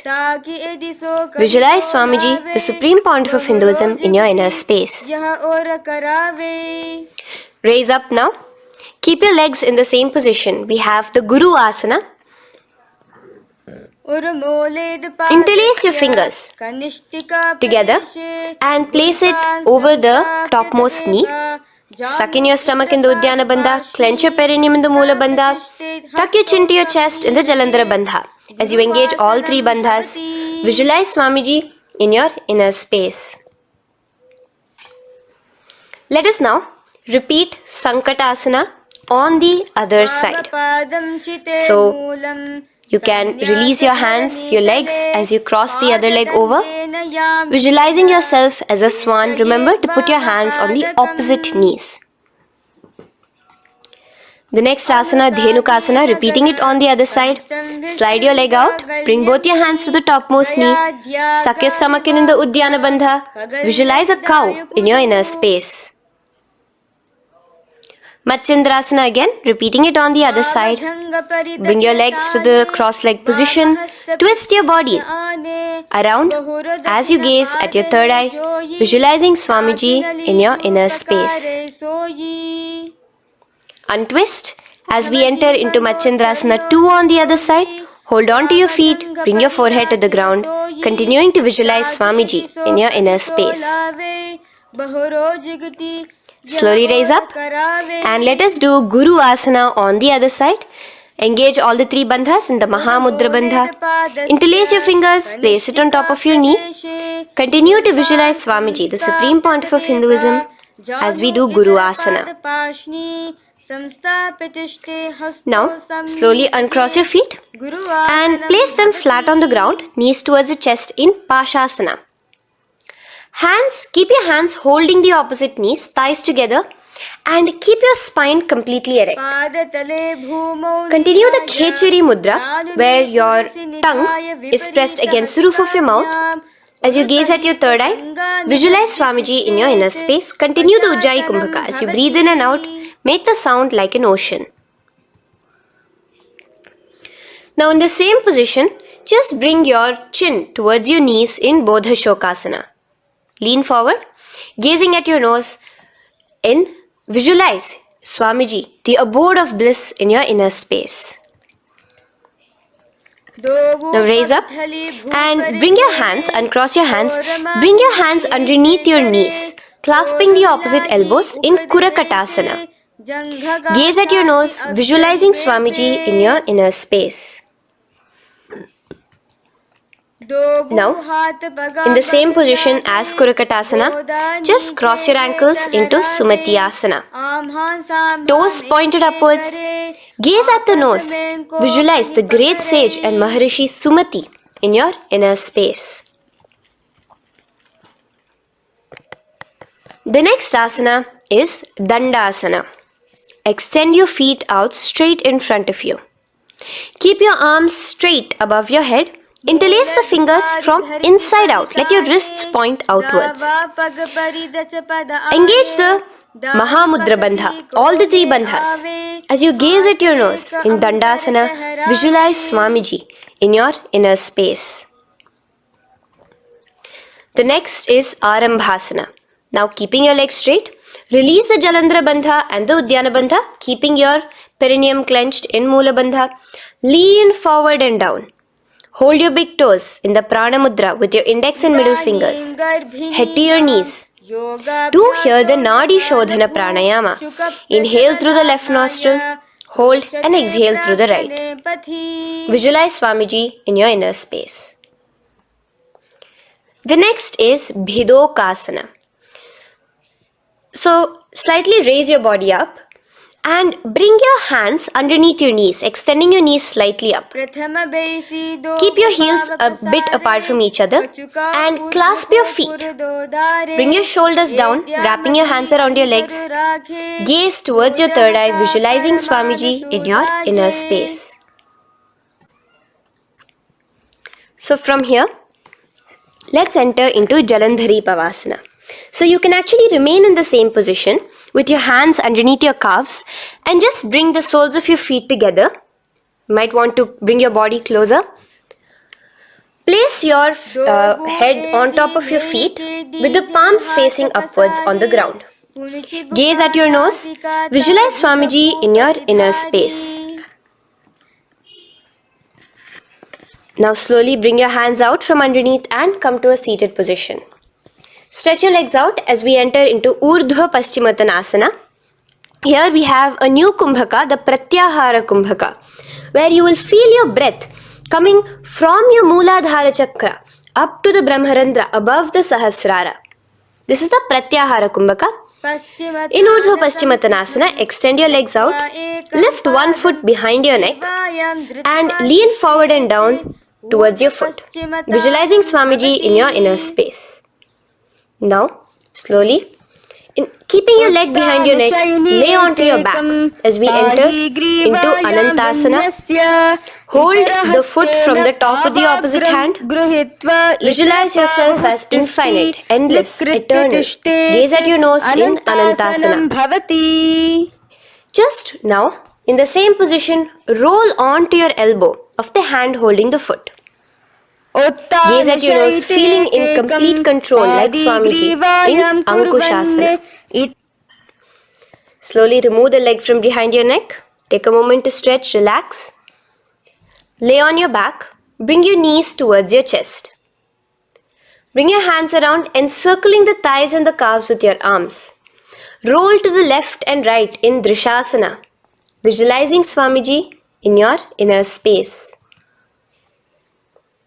The next asana is Urdhva Paschimottanasana. On the other side, let us repeat it. Raise up to a sitting position and bring the other foot behind your neck. Lean forward and down, clasping your foot. Repeating Anantasana on the other side. Lay on your back. Bring the opposite hand to the foot. Gaze at your nose. And continuing to gaze at your nose, roll onto the elbow as we repeat Ankushasana on the other side. Now, you can release your foot and try to remain in the same position without removing the leg from behind your neck as you bring the other leg too to cross behind your neck with both your legs behind your head. Laying on your back, bring both your hands to clasp behind your back. Gaze to your nose, visualizing Swamiji in your inner space in Yoga Nidrasana. As we enter into Atmaramasana, in the same position you can uncross your hands from behind your back. Bring it up, continuing to keep it underneath the legs. Just clasp it behind your neck. So you can bring your legs out from behind your neck. Just let your hands interlace behind your neck, gazing to your nose, visualizing the Atma Rama, Bhagavan Mahavishnu within you as your soul blessing you, as you gaze at your nose in Atma Ramasana. Now, you can release your hands and legs. Continue to lay on your back as we enter into Kochikasana. Bring your knees to your chest with the soles facing upwards. Extend your arms sideways as you gaze towards your third eye, visualizing Swamiji in your inner space. Now, from Kochikasana, keep your arms reached out to the sides at shoulder level. As we enter into Jatara Parivritti 1, keep one knee bent, twist it and bring it to the ground on the opposite side with the other leg extended straight. In Jatara Parivritti 2, keep both the knees bent to one side. And in Jatara Parivritti 3, keep both the legs straight to one side. Throughout this, keep your head looking in the opposite direction. And let us repeat this on the other side. You can bring your knees back to your chest. Let your legs out, go to the other side and do Jatara Parivritti 1, 2 and 3. The next asana is Dvipada Pitham. So now, from Jatara Parivritti, you can bring your feet down, lay on your back with your knees pointed upwards, feet flat on the ground. Extend your hands, holding your ankles. and lift your hips up. Engage the Jalandhara Bandha automatically as you raise your hips up. Gaze at your nose, visualizing yourself as a bridge in Dvipada Pitham. Now in Paryankasana, so you can lay back onto the ground and place your feet flat. Bring your arms over your head, placing the hands flat near your shoulders with the fingers pointing towards the feet. Lift your entire body up and off the ground in Paryankasana as you visualize yourself as sturdy as stone furniture. Lay back down slowly as you bring your hands out. Keep your knees to your chest here and your hands on the shoulders as we enter into Svottanasana. Visualize you're laying on your back as a playful dog. Move your hips in the circular motion. Do the Sahaja Kumbhaka. Now let us enter into Viparita Karani. First, bringing your arms out from behind your shoulders. Let your arms be extended by the side of your body. Use the strength of your arms, palms flat on the ground, to push your body, your upper body, your lower body off the mat. And keep your legs straight above you, extended. Move your legs around and around in Viparita Karani. Automatically the Jalandhara Bandha is engaged. Breathing during the Jalandhara Bandha is the Murcha Kumbhaka. Visualize Swamiji in your inner space.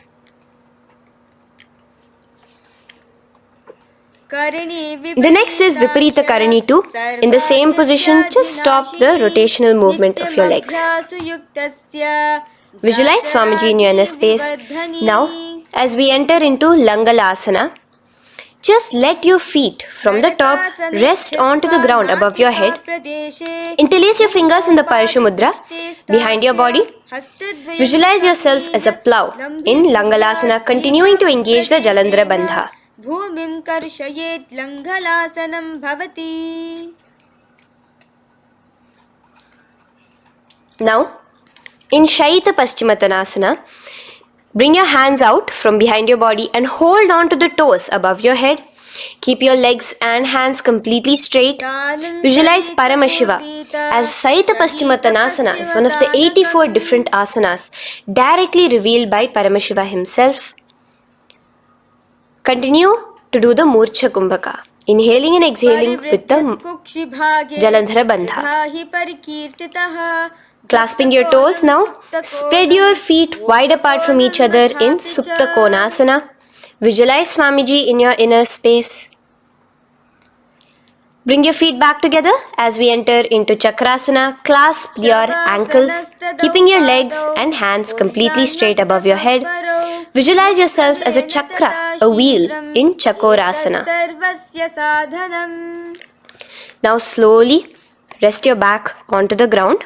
Keep your legs raised up in Supta Prasarita Padangushtasana. Clasp the respective toes in the Prana Mudra with your index and middle fingers and spread your legs out wide apart from each other. Visualizing Swamiji in your inner space, restart the Ujjayi Kumbhaka where you're inhaling and exhaling, making the sound of an ocean. Bring your feet together in Supta Padangushtasana in the same position, continuing to visualize Swamiji in your inner space.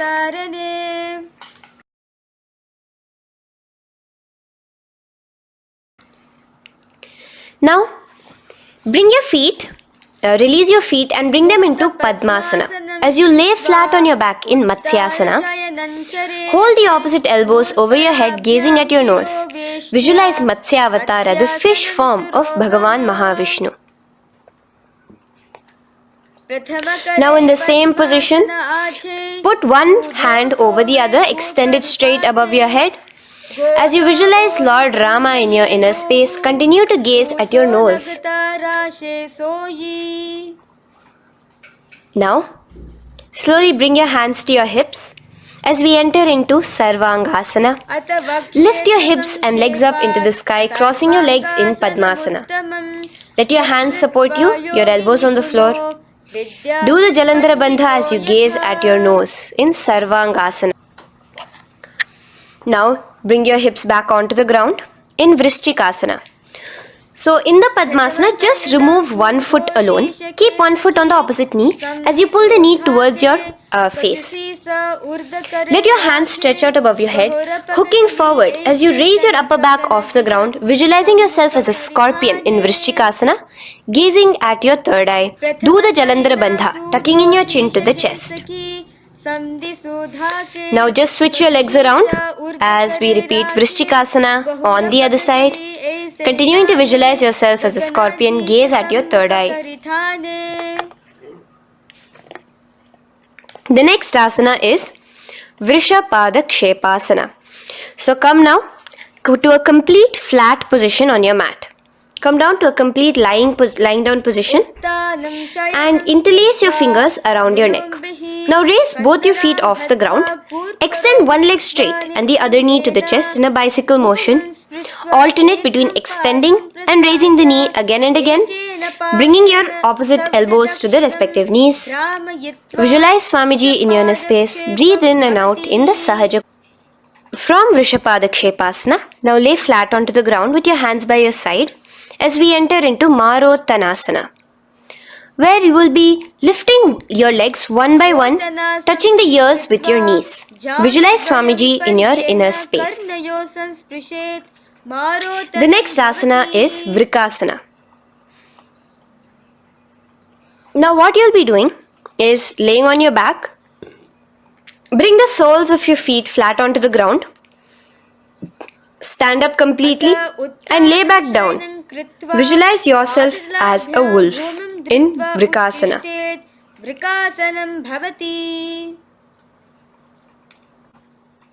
Now come back to a seated position as we enter into Luthasana, where you are going to be quickly throwing your legs above your head as you roll over completely, finishing in a prone position. Do this a couple of times. Come forward, roll over. Come forward and roll over again. Visualize Swamiji, the Supreme Pontiff of Hinduism, in your inner space. Now, take a moment to relax. Lay on your belly with your toes extended in Sarathasana. Keep your hands onto the ground by your shoulders. Now here, contract your lips and make a sound like a flute, whistling while inhaling. Visualize yourself as a ratha, as a chariot carrying warriors into battle for dharma on your back. Now from Sarathasana, let us enter into Dehalyullanghanasana. So place your palms on the ground and bring yourself to a plank position. Jump your leg forward and back between your arms, visualizing Swamiji in your inner space. Jump forward now. When your legs are between your hands, stand tall. Holding your toes with your hands, walk back and forth. Visualize yourself as a wise 60-year-old elephant in Jatyasana. Now come to a standing position. The next is a beautiful karana, the Lolitika karana. So keep your knees bent, feet pointing outwards again in the Aramandi position. Bend your elbows, keeping your hands at the chest level. Now swiftly move your arms across the body, bringing it back to the center and tilt your head back.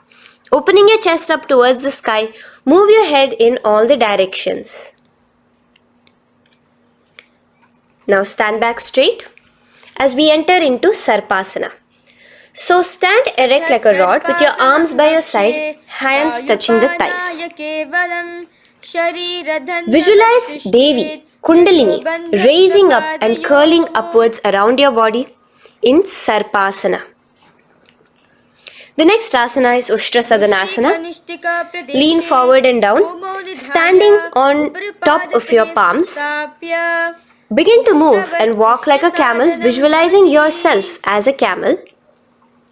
In the same position, continuing to walk around, switch your visualization to visualizing yourself as a horse as you start to walk around like a horse in Ashvasana. Now raise up tall as we enter into Kapota Nitakasana. Interlace your fingers behind the back Pulling them down towards your calves, open up your chest. Keep your hands in the Parashamudra. Visualize yourself as a soaring bird diving down in Kapota Nitakasana. Now, stand tall as we enter into another Karana here, the Tala Pushpaputam Karana. Bring yourself to the Aramandi with your hands in the Namaskara Mudra. Simultaneously now, open up your palms while raising one heel off the ground, slightly lowering the waist and shoulder of the heel you have raised. Visualize you're offering a bouquet of flowers to Paramashiva as you come back to a standing position and repeat this on the other side. Let's do this a few times, offering flowers to Paramashiva. Now, come to a standing position. Stand straight and bring your hands together in the Namaskara Mudra. Slightly lean forward. Visualize yourself as a rhinoceros. Your hand is the horn as you gaze at your nose in Khadgasana. The next asana is Utthanotthanam. So come to a standing position and sit down all the way as low as you can to the ground and stand up. Do this again. Sit down, stand up, and again. Sit down, stand up. As you gaze at your nose throughout this. The next asana is Musalasana. Now come back to a standing position. Raise your hands above your head, tall as you jump up and down repeatedly. Visualize yourself as a mace. Jump here in Musalasana. The next asana is Uchirshaka. So come back to a standing position. Pull the sole of one foot towards your belly. Now with the other leg, sit down and stand up. Release the leg. Pick the other leg up, pull it towards your belly. Sit down and stand up in Uchirshaka as you visualize Swamiji in your inner space, gazing at your nose. The next is a Karana, which we will be entering into. The Parshvajanu Karana. So again, bringing yourself to the Aramandi position. Bend and lift one knee towards your chest, pointing the toes downwards. Keep your arm around the knee, holding it with the hand in a fist. Let the other hand hang down on the thigh, wrist twisted, fingers pointing inwards. This is the Parshvajanu Karana. Now slowly release. As we enter into Tandavasana, stretch one leg out straight in front of you as you alternate between sitting and standing. Visualize yourself fiercely dancing as Paramashiva. Raise the foot to the inner thigh of the opposite side. As we enter into Brahmanasana, let your hand be resting by the sides. Keep your standing leg erect like a rod. Visualize yourself being blessed by Lord Brahma. Now, you can bring the left foot around the right knee and rotate it, tucking the left toes on the other side of the right calf. Simultaneously, cross your left arm below the right, bring your palms together in the Namaskara Mudra. Visualize yourself as Lord Garuda in Garudasana 3. Now slowly uncross your legs and hands as we enter into Ekapadasana, coming to a standing position. On the right leg, bring your left foot to the opposite thigh with your hands relaxed by the knees. Now take a hold of the raised foot with your hand in the Prana Mudra. Stretch your leg out wide, out to the side, and rotate your body quickly on the standing leg. Visualize yourself as the North Pole star in Dhruvasana. From here now, in the foot which is in your hand, just slowly, once you finish the rotating movement, in Trivikramasana, bring it up towards the back of your neck. Stand as tall as you can and alternate between sitting and standing. Visualize Bhagavan Mahavishnu in your inner space. Now you can take the leg out from behind your neck and stand straight. As we repeat the Parshvajanu Karana on the other side, bring your knee up to your chest, clasp your knee in a fist while the other hand comes to the opposite thigh. Hold there for a second and stretch your leg out. In Tandavasana, sit and stand. Visualize yourself fiercely dancing as Paramashiva. Bring the foot to the inner thigh, standing straight like a rod. Get your hands by your sides. Visualize yourself being blessed by Lord Brahma. In Brahmanasana on the other side. Move into Garudasana 3 on the other side as you rotate your leg over, your hand under. Visualize yourself as Lord Garuda.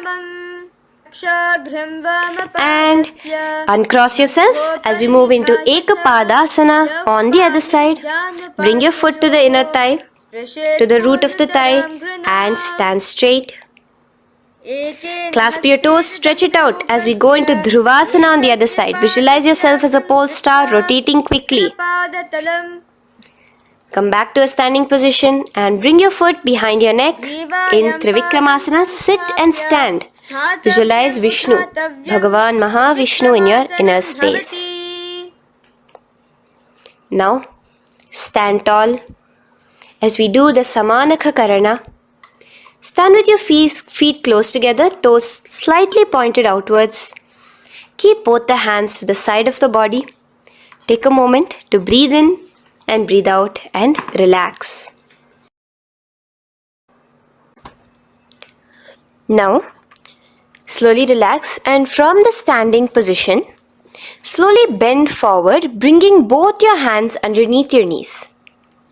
Now once you have squatted down fully, interlace the fingers together in the Parashamudra. Bring that interlaced fingers in front of your navel. In Gorakanjali Asana, visualize the great sage Goraknatha, the founder of the Natha Yoga Hindu Sampradaya. As you do the Jiva Chala Kumbhaka, engage the Moola Bandha. The next asana is Kanchyasana. So now just slowly unwind your hands from each other, from your navel, and now bring your hands from the opposite side inwards underneath your calves and wrap your hands around your back. Hold them together in the Parashamudra. Keep your body, your upper body upright, visualizing the Supreme Pontiff of Hinduism in your inner space. The next is Bhairu Asana. So slowly unclench your hands and bring them out from underneath your legs. Keep your feet and knees together and in a squatting position, bring your hands behind your back, clasping them together, remaining in the Parashamudra. As you gaze at your navel center, visualize Bhagavan Kala Bhairava, the Lord of Time, in your inner space. The next asana is Varahasana. Now to gain your balance, you can lightly spread your legs apart and bring your hands to the back of behind you in the Anjali Mudra, palms together. Visualize a boar, one of the 10 incarnations, the Varaha Avatara of Mahavishnu, gazing at your nose. Now slowly relax, bring your hands out from behind you as we move into Pripithasana. With your hands in the Prana Mudra, with your index and middle fingers, clasp the respective big toes and come to a half squatting position where your hips are at your knee level. Visualize Swamiji in your inner space as you do this asana, Pripithasana. Slowly let go of your feet and place your palms flat on the ground in front of you with the fingers wide for balance. We're going to be balancing here in Bakasana. Place your knees on the back of your arms. Focus your eyes on one spot as you raise your feet off the ground, balancing here. Visualize yourself as a crow. The next asana is Shushtanga Kapali Asana. So now come to a kneeling position. So from there itself, you can directly put your head onto the ground, or else come to a kneeling position and place your head onto the ground. Palms spread for support. Raise your body onto your head, bringing your legs into the Padmasana. Gaze at your nose. Visualize Swamiji himself in your inner space. Come down now, uncrossing your legs as you come down. Sit onto your knees, keeping the toes flat. Now, Let your heels come outside of the hips. Keep your hands on your knees. In Guptasana, sit straight. Keep your gaze on your nose. Visualize you're sitting in the sacred secret seat with Paramashiva and your Guru, Swamiji himself. Now we are going to be kicking up into a handstand. So get ready. Place your palms on the ground, fingers wide for support. Do take support of a wall if you need it. And lift your body up straight above your hands. Visualize you are a tree in Vrikshasana 2 with deep roots into the ground. Breathe in and breathe out slowly. In the same position as we move into Shibhuasana, switch your gaze to the third eye. Hold it there for a few seconds. And relax. Bring your feet back to the ground. Now lay flat onto the ground in a plank position. And slowly lower your body towards the ground and push yourself up again. In Matsyasana 2, go down and come up, visualizing yourself as a fish. The next asana is Sarpasana 2. So here you're going to lay prone, completely flat now. You can lower yourself to the ground. Bring your hands to the hips. Extend your legs together and point your toes backwards. Lift your chest up and move left to right. You're moving like a snake while visualizing yourself as a snake in Sarpasana 2. Relax slowly, bringing your chest back to the ground. Now, keep your feet together, pointing backwards. As you bring your elbows onto the ground, rest your upper body on your elbows. Bring your hands together in the Padma Mudra with your little fingers and thumbs together and rest your chin on your hands. Niralambanasana, where feeling yourself completely supported, knowing that Swamiji is there in your life. Now, slowly relax, place your palms on the ground beside your chest and push yourself up, your hands straight up completely. As you bend your knees, bringing your feet to touch the top of your head. Lean your neck back, touching your head with your tip of your toes. See yourself, visualize yourself as an umbrella, protecting your Guru from the sun's rays in Chhatrasana. Slowly relax, you can bring your feet down. As we move into Vajrasana, just push your body back and sit on top of your knees, with the heels flat on the ground. Now stretch your arms in front of you with the palms facing downwards. Place your forehead on the mat.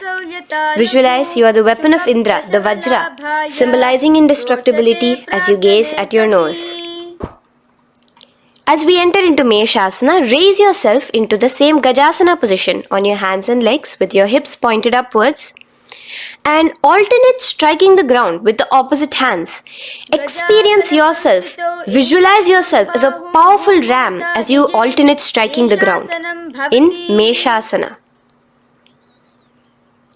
Now stop striking the ground, bring your palms down again. As we move into Ajasana, kick your legs off the ground and lower your forehead to the mat. Let's do it again. Kick your legs off the mat. Lower your forehead to the ground. You are unborn, existing for all of eternity in Ajasana. Now, come to a seated position as we move into Dhanantara Asana. Sit on your heel with your legs together. Pull your toes underneath you. As you bring your hands top of the knees, gaze at your nose, visualize Swamiji in your inner space. Here, do the Ujjayi Pranayama, inhaling and exhaling like an ocean, Dhanantara Asana. From Dhanantara Asana, now interlace your fingers in front of you and then behind you. Stretch your arms towards all the sides, backwards, forwards. Giving a massage to the various different joints and muscles in your body. Lean forward, get up again. Continuing to visualize Swamiji in your inner space. Relax your hands and now take your respective heels and point them outwards, outside the side of your hips. Keep your hands on your knees with your thighs and knees resting on the ground, spine straight. Visualize yourself as Lord Garuda in Garudasana 4, You have Mahavishnu and Mahalakshmi on your back as you are flying. The next asana is Ananda Mandirasana. Now you can continue to remain in the same position. You can bring your feet pointing inwards. Use your hands to clasp underneath your ankle. Make sure your knees are spread out wide. Gaze at the third eye. Visualize residing in the blissful space of a temple. You are in a temple in Ananda Mandirasana. Now, as we move into Mandukasana, keep your knees wide and sit on top of your ankles. Your hands underneath your knees. Gaze to your nose. Visualize yourself as a frog. Suck in your stomach in the Uddiyana Bandha and remember to do the Manduki Mudra, your tongue, your frog-like tongue, catching the nectar dripping from the Sahasrara Chakra in Mandukasana 2. Now, as we move into Narasimhasana, tuck your toes in and sit on top of the heels. Place your palms on the ground, spread your fingers wide and spread your knees apart onto the ground too. Gaze towards your nose, stick out your tongue and exhale forcefully, visualizing the Narasimha Avatara, the form of Mahavishnu as a half lion and half man. Now just raise up, bring your hands off the ground. Here we'll be doing a new pranayama, which is the Bhishraka pranayama, as we enter into Bhishrakasana. So continue to keep your knees and feet on the floor. As you bring your hand up to your face, make a hollow of your palms and place it over the mouth. Keep your thumbs under your teeth and close your lips. Gaze to your nose. Inhale through your left nostril, exhaling through the mouth. Gaze at your nose again. Visualize yourself as Devi, presiding over any and all minuscule fears you may have within you. Now moving back into the Ujjayi Pranayama, let us do Makadasana. So you can take your hands off your face and slowly remaining in the same position, bring it to your armpits. Bring your fingers to your armpits. Imitate as if a monkey is scratching. As you gaze to your third eye, visualize yourself as a playful monkey in Makadasana. From Makadasana, let's move into Vajra Sangharasana. So you can slowly lift your knees off the ground, just balancing on your toes, sitting on the heels. Bring your hands behind your back and clasp the opposite elbows. Gaze to your nose, embody a diamond, visualize yourself as a diamond-like strength for yourself and your Sangha. The next asana is Khanjanasana. So now you can uncross your hands, rest on top of the heels with your knees on the ground. Keep the toes down, ankles crossed behind. Place your palms on the mat to your side. Suck your stomach in the Uddiyana Bandha as you gaze at your nose in Khanjanasana. Now, you can uncross your ankles and just sit with your toes flat. Keep your knees wide on the floor. Rest your hands on the knees. Just relax the Uddiyana Bandha, just sucking in your perineum in the Mula Bandha. Gaze at your nose, visualize yourself as a turtle with a stable body and mind to live for hundreds of years. And without changing anything in your physical posture, just visualize yourself uniting with Swamiji himself in Yogasana. Now, raise up onto your knees, cross your ankles behind your back until the feet are coming towards the opposite knees. Now, bring your hands behind you and hold on to the calves with the fingers inside, the thumbs outside. Gaze at the third eye as you visualize yourself in a space of oneness with Paramashiva himself as Swamiji. Now you can uncross your ankles, come back to standing on your knees as we enter into Ushtrasana 2. So now, in a kneeling position, bend backward, hold your ankles with your hands. Keep your arms straight. As you push your hips forward and tilt your head backwards, visualize yourself as a camel in Ushtrasana 2. Slowly, in the same position, lower yourself onto your back in Jatyasana 2. As you are lowering yourself, experience yourself as a blooming lotus. Bring your head, the back of your head onto the mat. Gaze to your nose. Now, let's move into Viratasana. So, try your best to do this without the support of your hands, but you can use your hand support if needed as you raise up from Jatyasana and back down. Raise up and go back down as you gaze at your nose. Raise up and go back down. Visualize Swamiji in your inner space. Now from Viratasana, raise your hips up higher, bringing your forearms onto the mat behind you in a short back bend posture. Hold the back of your heels in Kapotasana. Visualize yourself as a beautiful dove, a Kapota, in your inner. As we move on from Kapotasana into Varasana. So stand upright on your knees with the toes tucked. Hold your arms with the opposite hands. Gaze at your nose. This is the boon fulfilling posture. Visualize your boon becoming a reality directly from Paramashiva himself in Varasana. Now, keeping your knees together, toes tucked, just lean forward, bringing your head onto the mat, holding your head with your hands. Visualize yourself as a boar, as the Varaha avatar of Bhagavan Mahavishnu in Varaha Asana 2. Now, just kick your legs off the ground as we enter into Mundasana. Raise yourself up into a headstand posture, visualizing yourself as a lopped tree. Gaze at your nose. Breathe in and out in the Sahaja Kumbhaka. Slowly come down now. Relax. Come to a kneeling posture. Sit on your heels. Bring your head down beside your knees, your elbows adjacent to the knees, your hands holding your head. Exhale through your mouth as you gaze at your nose, visualizing Swamiji in your inner space in Andhasana. Now from here, push yourself off the mat as you come lying prone on your belly. Let your arms be extended straight out and together lift your thighs, arms and chest off the ground, stretching your body, balancing there. Visualize yourself as a locust in Viparita Shalabhasana. The next asana is Kapalasana. So slowly lower yourself back to the ground. Now laying on your belly, bring your arms to your side, palms downwards.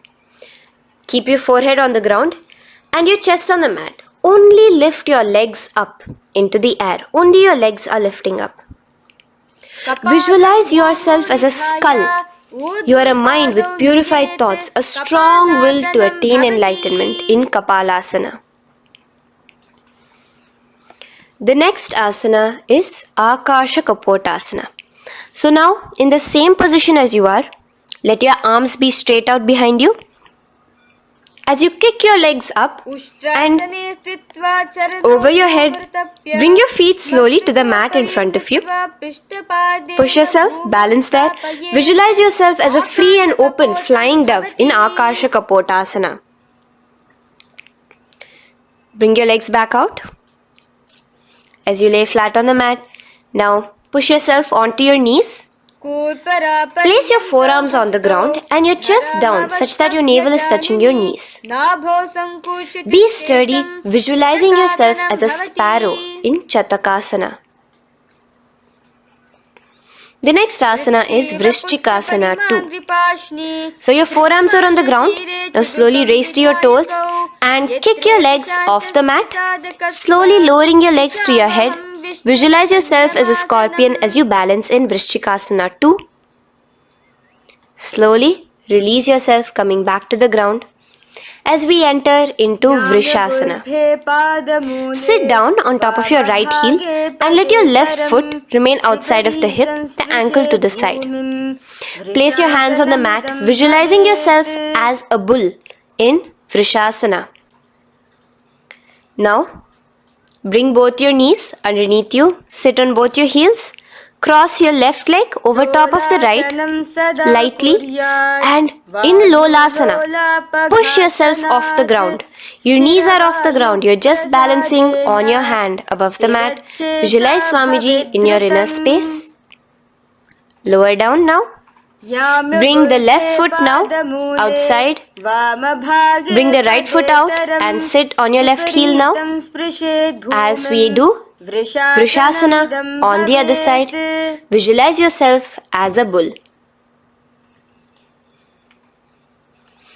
From here, let us get into a very powerful asana, Balagunasana. So, place your left toes on the ground, sit on the heel of your left foot. Place the right foot flat with the knees raised towards your chest. Maintain your palms on the respective knees. Be upright. Visualize Balagunahai, one of the 84 siddhas in your inner space in Balagunasana.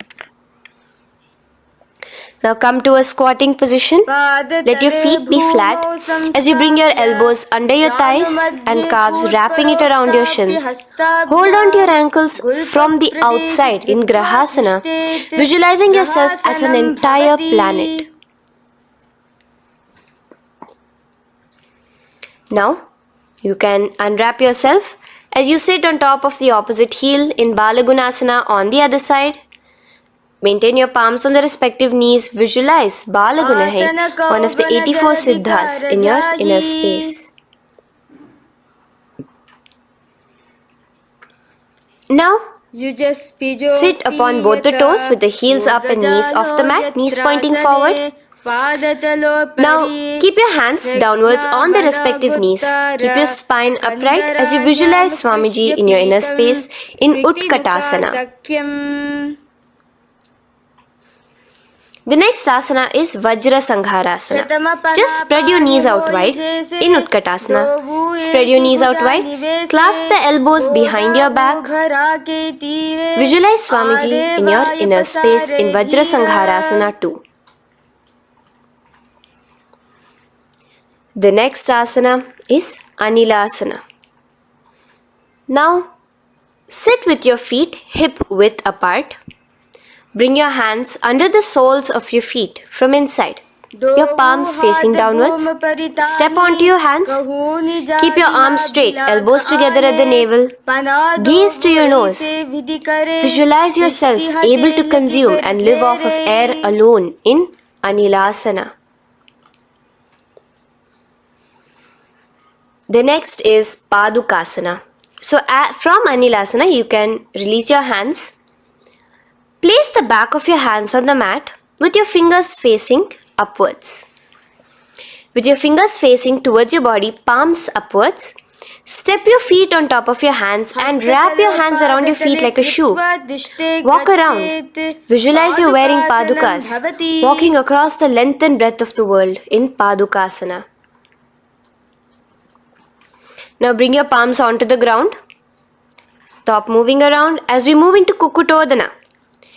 Kick your feet up into the air and let them fall back down.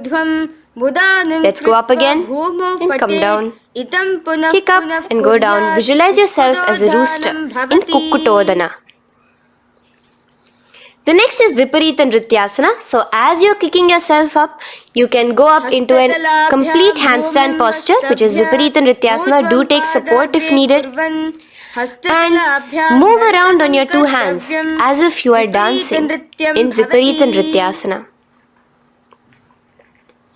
Slowly come back down to a standing position. Lean forward and let your feet be slightly apart from each other. Bring one palm down on the mat with the arms straight. Bring the opposite hand to your head and be stable in Kunjarasana. Now just put that hand down as you bring the other hand to your head, repeating Kunjarasana on the other side. Be stable here. Now you can squat back down onto the ground. Keep your feet flat. Hold your respective ankles and lift your feet off the ground in Kadambasana. Visualize yourself as a Kadamba tree, a pious tree that promotes a long life. The next asana is Pavana Muktasana. Now sit back down onto the ground. Bring your knees towards your chest. Let your hands wrap around your knees, hold it close to your body. Visualize all the excess vata, air, just balancing and releasing in your system in Pavanamuktasana. Now, let us move into Chakorasana. So first stretch your legs out in front of you. Bring one leg behind your head. Now place both hands on the ground and lift your body off the ground while lifting the other leg too, up straight. Visualize yourself as a powerful source of energy. Gaze at your third eye in Chakorasana. Slowly relax back down. Now hold your left toes with the left hand, index and middle fingers. Pull the foot to the left ear. We are entering into Dhanurasana 2. Extend your right leg out, keeping straight. Hold the big toe with your right hand.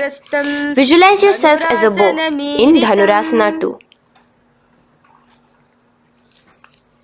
The next is Ashtavakrasana. So lift your left leg over top of the left shoulder.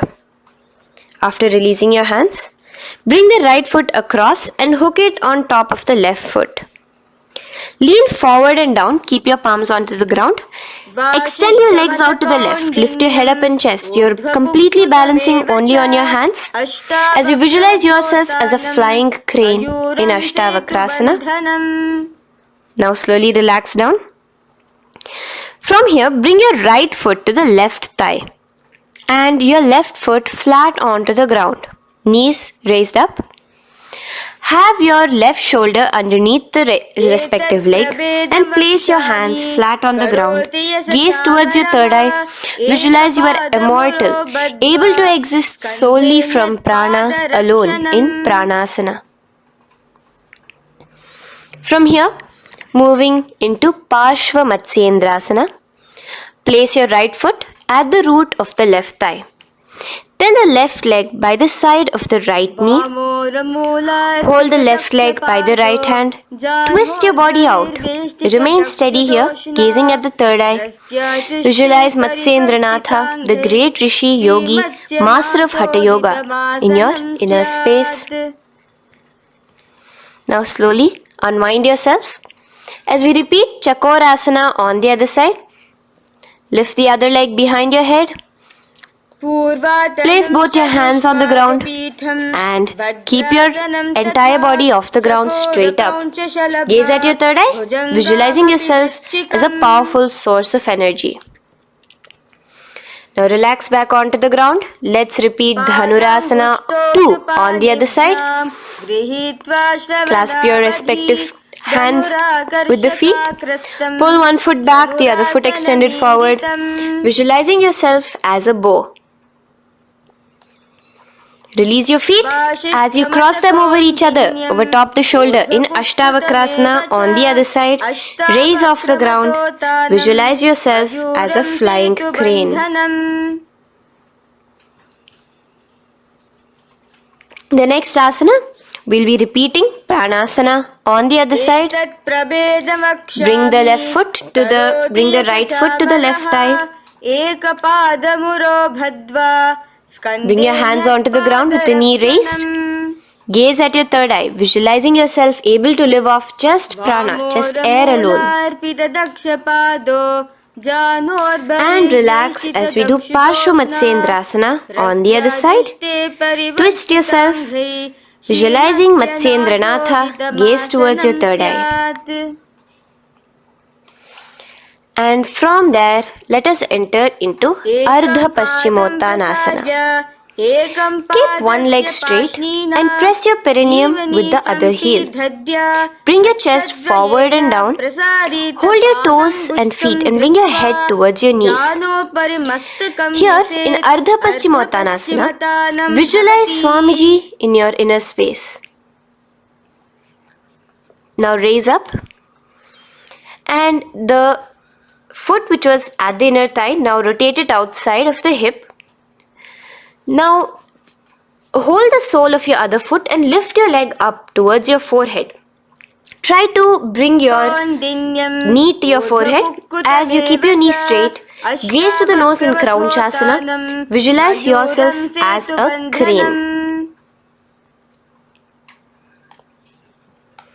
Now slowly relax down your leg. Now the leg which is now straight, you can bring it to the inner thigh as you straighten out the other leg. As we repeat, Ardha Paschimottanasana on the other side. Lean forward and down, clasping your foot. Bring your forehead to your knee. Visualize Swamiji in your inner space. Slowly raise up. Place your right ankle outside of the hip now. Hold the sole of the left foot, lifting the leg up towards your forehead. Stretch yourself there. Gaze at the tip of your nose. Visualize yourself as a crane in Kraunchasana on the other side. Now, from here, bring the soles between the thighs and calves. So once you have relaxed yourself, bring your soles between the thighs and calves. Keep your spine straight, palms resting on your knees. Visualize a swastika, embodying peace, well-being, good fortune and prosperity as you gaze at your nose in swastikasana. Now without changing anything about your position, just take your hands alone. Cover the respective heels with your hands in Gorakshasana as you tuck your chin to your chest in Jalandhara Bandha. Gaze at your nose. Visualize the great Rishi Gorakhnatha, the founder of the Natha Yoga Hindu order. Now release the Jalandhara Bandha. Continue to keep the Mula Bandha engaged throughout the whole sequence. As you raise one foot to the opposite thigh, bring your hands to your face in the Shanmukhi Mudra, closing your eyes with your index finger, nose with the middle finger, ears with the thumbs. Gaze at your third eye as you meditate on Swamiji himself, the Supreme Pontiff of Hinduism. Now release the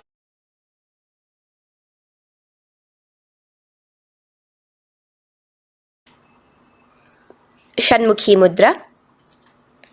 And in Yogasana 2, bring your legs into the Padmasana position over the opposite thighs. Keep your hands flat onto the ground beside your knees with the palms facing upwards. Sit straight, gaze at your nose. Here we'll be starting the Kaka Chanchu Kumbhaka, where your inhalation will be through your tongue wrapped like a pipe, and your exhalation will be through your nose. From Yogasana 2, now keeping your palms beside your body, just switch them around to be flat on the ground and push your entire body off the ground, balancing. Visualize yourself as a rooster in Urdhva Kukkutasana. Now relax down, come back to a seated position on the floor, keeping your legs in Padmasana. Insert your hands through your knees and place them on the mat.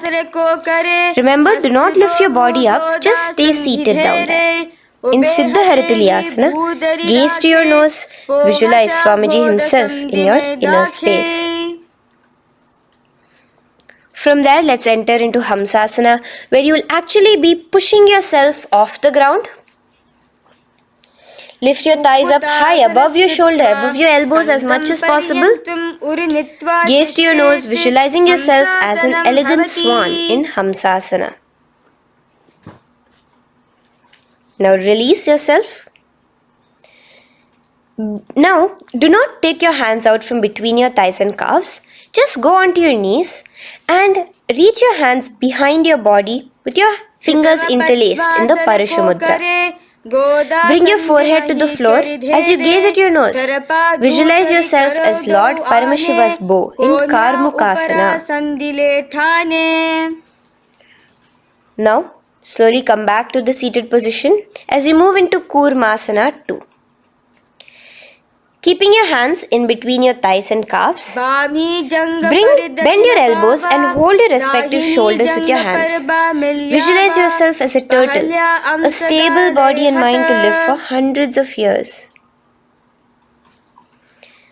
Now in the same position, just engage the Jalandhara Bandha, tucking your chin to your chest as we move into Granthi Bhedasana, gazing at your nose. Rejoice, knowing you are in Paramashiva's secret knot posture. And from there, release the Jalandhara Bandha as you roll onto your back. Keep your hands on the shoulders, laying flat on your back. As you visualize yourself as a turtle on its back, playful, gaze at your nose in Uttana Kurmasana. Now rock yourself back to a seated position as we do Pangu Kukkutasana. Now it's the same as your hands between your thighs and the calves, except you will be placing one hand flat on the mat. Hold the wrist with the other hand. Lift your body up and holding only on one hand. Visualize yourself as a rooster in Pangu Kukkutasana. Now release back to the ground. Hold. Let's do Pangu Kukkutasana on the other side. Place the other palm flat and bring the other hand holding the wrist. Push yourself off the ground. Visualize yourself as a rooster. Continue the Kakachanchu Kumbhaka, sucking in your breath through your curled tongue and exhaling through your nose. As you slowly extricate your hands from between your thighs and calves, let's do Girdharasana here. So now, interlace your fingers in the Parashamudra as you place your elbows on the feet, remaining your legs in Padmasana. Lean forward and down, resting your chin on your knuckles. Press your thumbs to your throat in Girdharasana. Visualize Swamiji in your inner space. From there now, sit straight into Padmasana 3. So with your legs in Padmasana, bring one hand over the other near your navel center. Engage all the three bandhas, suck in your stomach, clench your perineum, tuck your chin to your chest and gaze at your nose in Padmasana 3. Slowly now, as we move into Padmasana 4, bring your hands to the respective knees. Release the Jalandhara Bandha and release the Uddiyana Bandha, just engaging the Moola Bandha alone. Visualize Paramashiva in your inner space as you gaze at your nose in Padmasana 4. Now we'll be entering into Karmukasana 2. So in the Padmasana position, hook your right hand index and middle finger in the Prana Mudra around the toe. Pull it back while your left hand rests on the knee. Now, as you visualize yourself as Paramashiva's bow, just release your right foot, bring your left hand to the left toe, right toe, and let your right hand be on the right knee. Now from here, let's do Karmukasana 3. So you can release your toes, cross your hands behind your back, continue to keep your legs in Padmasana, and with your respective hands, cross behind your back. Hold on to the toes in the Prana Mudra.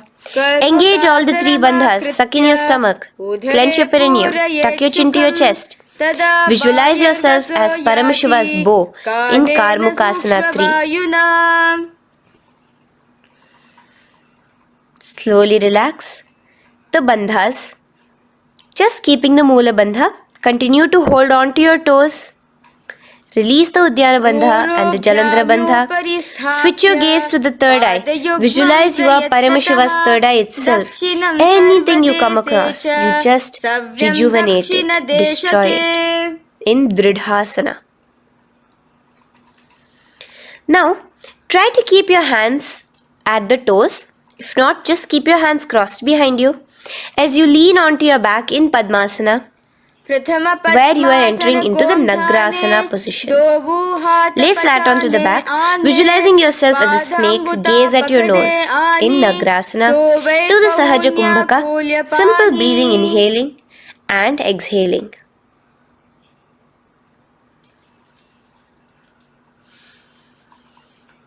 Now bring your knees to your chest. Let your hands wrap around your knees. Slowly uncross your Padmasana and bring your knees to your chest. Bring your hands to the Parashamudra, the fingers interlocked on top of your knees. As you pull your chin up to your knees, visualize yourself as a ball in Kandukasana. Now relax. Bring your feet onto the ground. the knees pointed upwards in Urdhva Pavanasana.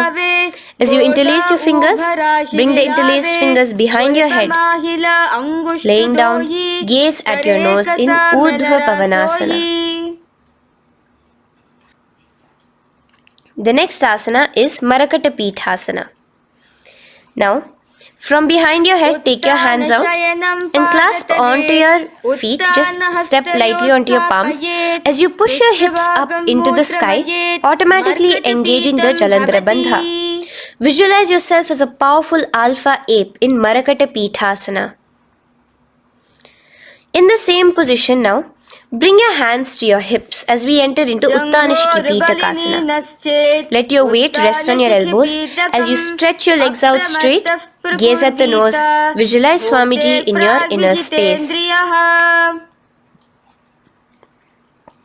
From there, continuing to rest on your elbows, kick your feet up high into the sky in Narakasana. Stretch your palms out behind you, flat on the ground. Balance there. Visualize yourself blissfully traveling through hell unscathed in Narakasana. Bring your hands to your hips now as we move into Tiryanaukasana.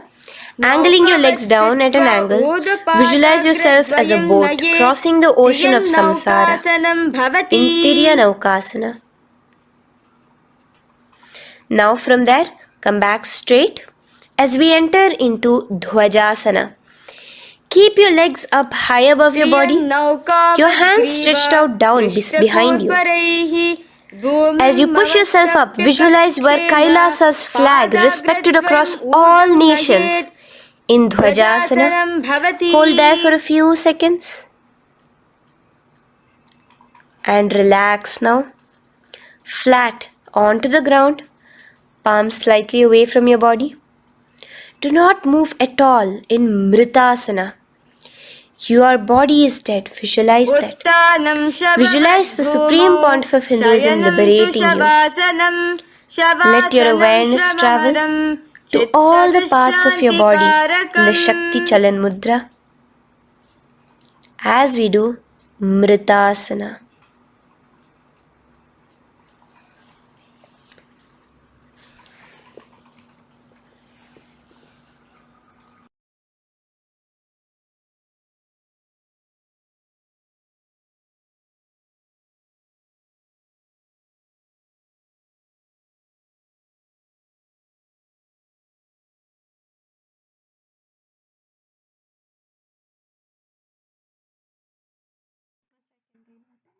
Om Purnamadah Purnamidam Purnat Purnamudachyate Purnasya Purnamadaya Purnamevavashishyate Om Shanti Shanti Shantihi Harihi Om Tat Sat Sarvam Bhagavat Shri Nityananda Paramashiva Padukarpanamastu Om Nityanandam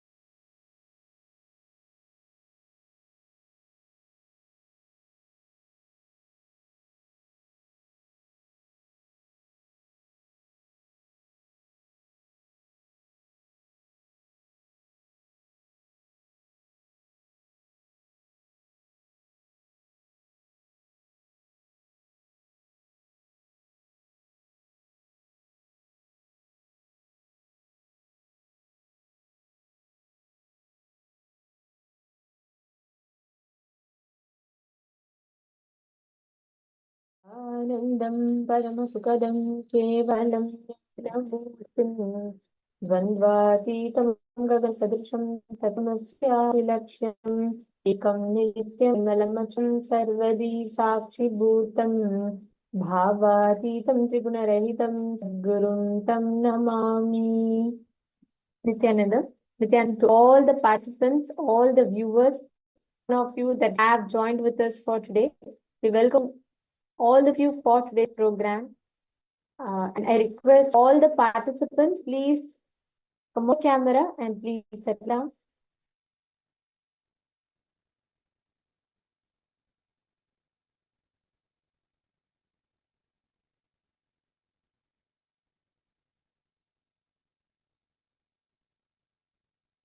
Request all the participants to please come on the camera. Now we all have finished yoga and going to now be entering into managing powers, inspiring ourselves for our day to day. And I request all of you to please blindfold yourselves. We're going to be starting entering, manifesting the power of the third eye. Please blindfold yourself. It's a very powerful way in which you can prepare yourself to receive the initiation today and to be able to manifest the powers that Swamiji is initiating us into. So I'm going to be projecting an image and I'm going to request you all to scan through the third eye and identify what is the exact image that will do.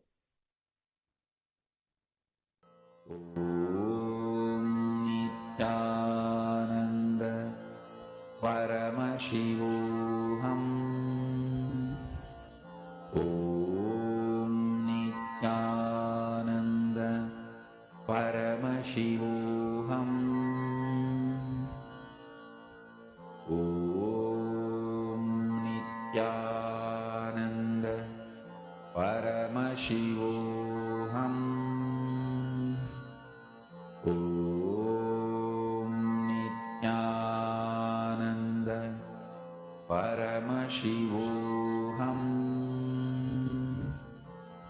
Om Nityananda Paramashivoham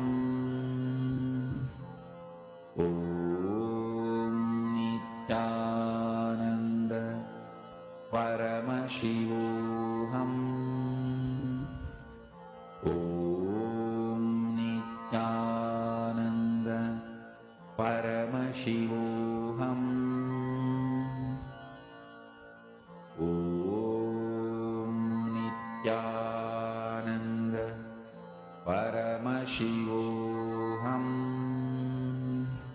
Om Nityananda Paramashivoham Om Nityananda Paramashivoham Om Nityananda Paramashivoham Om Nityananda Paramashivoham Om Nityananda Paramashivoham Om Nityananda Paramashivoham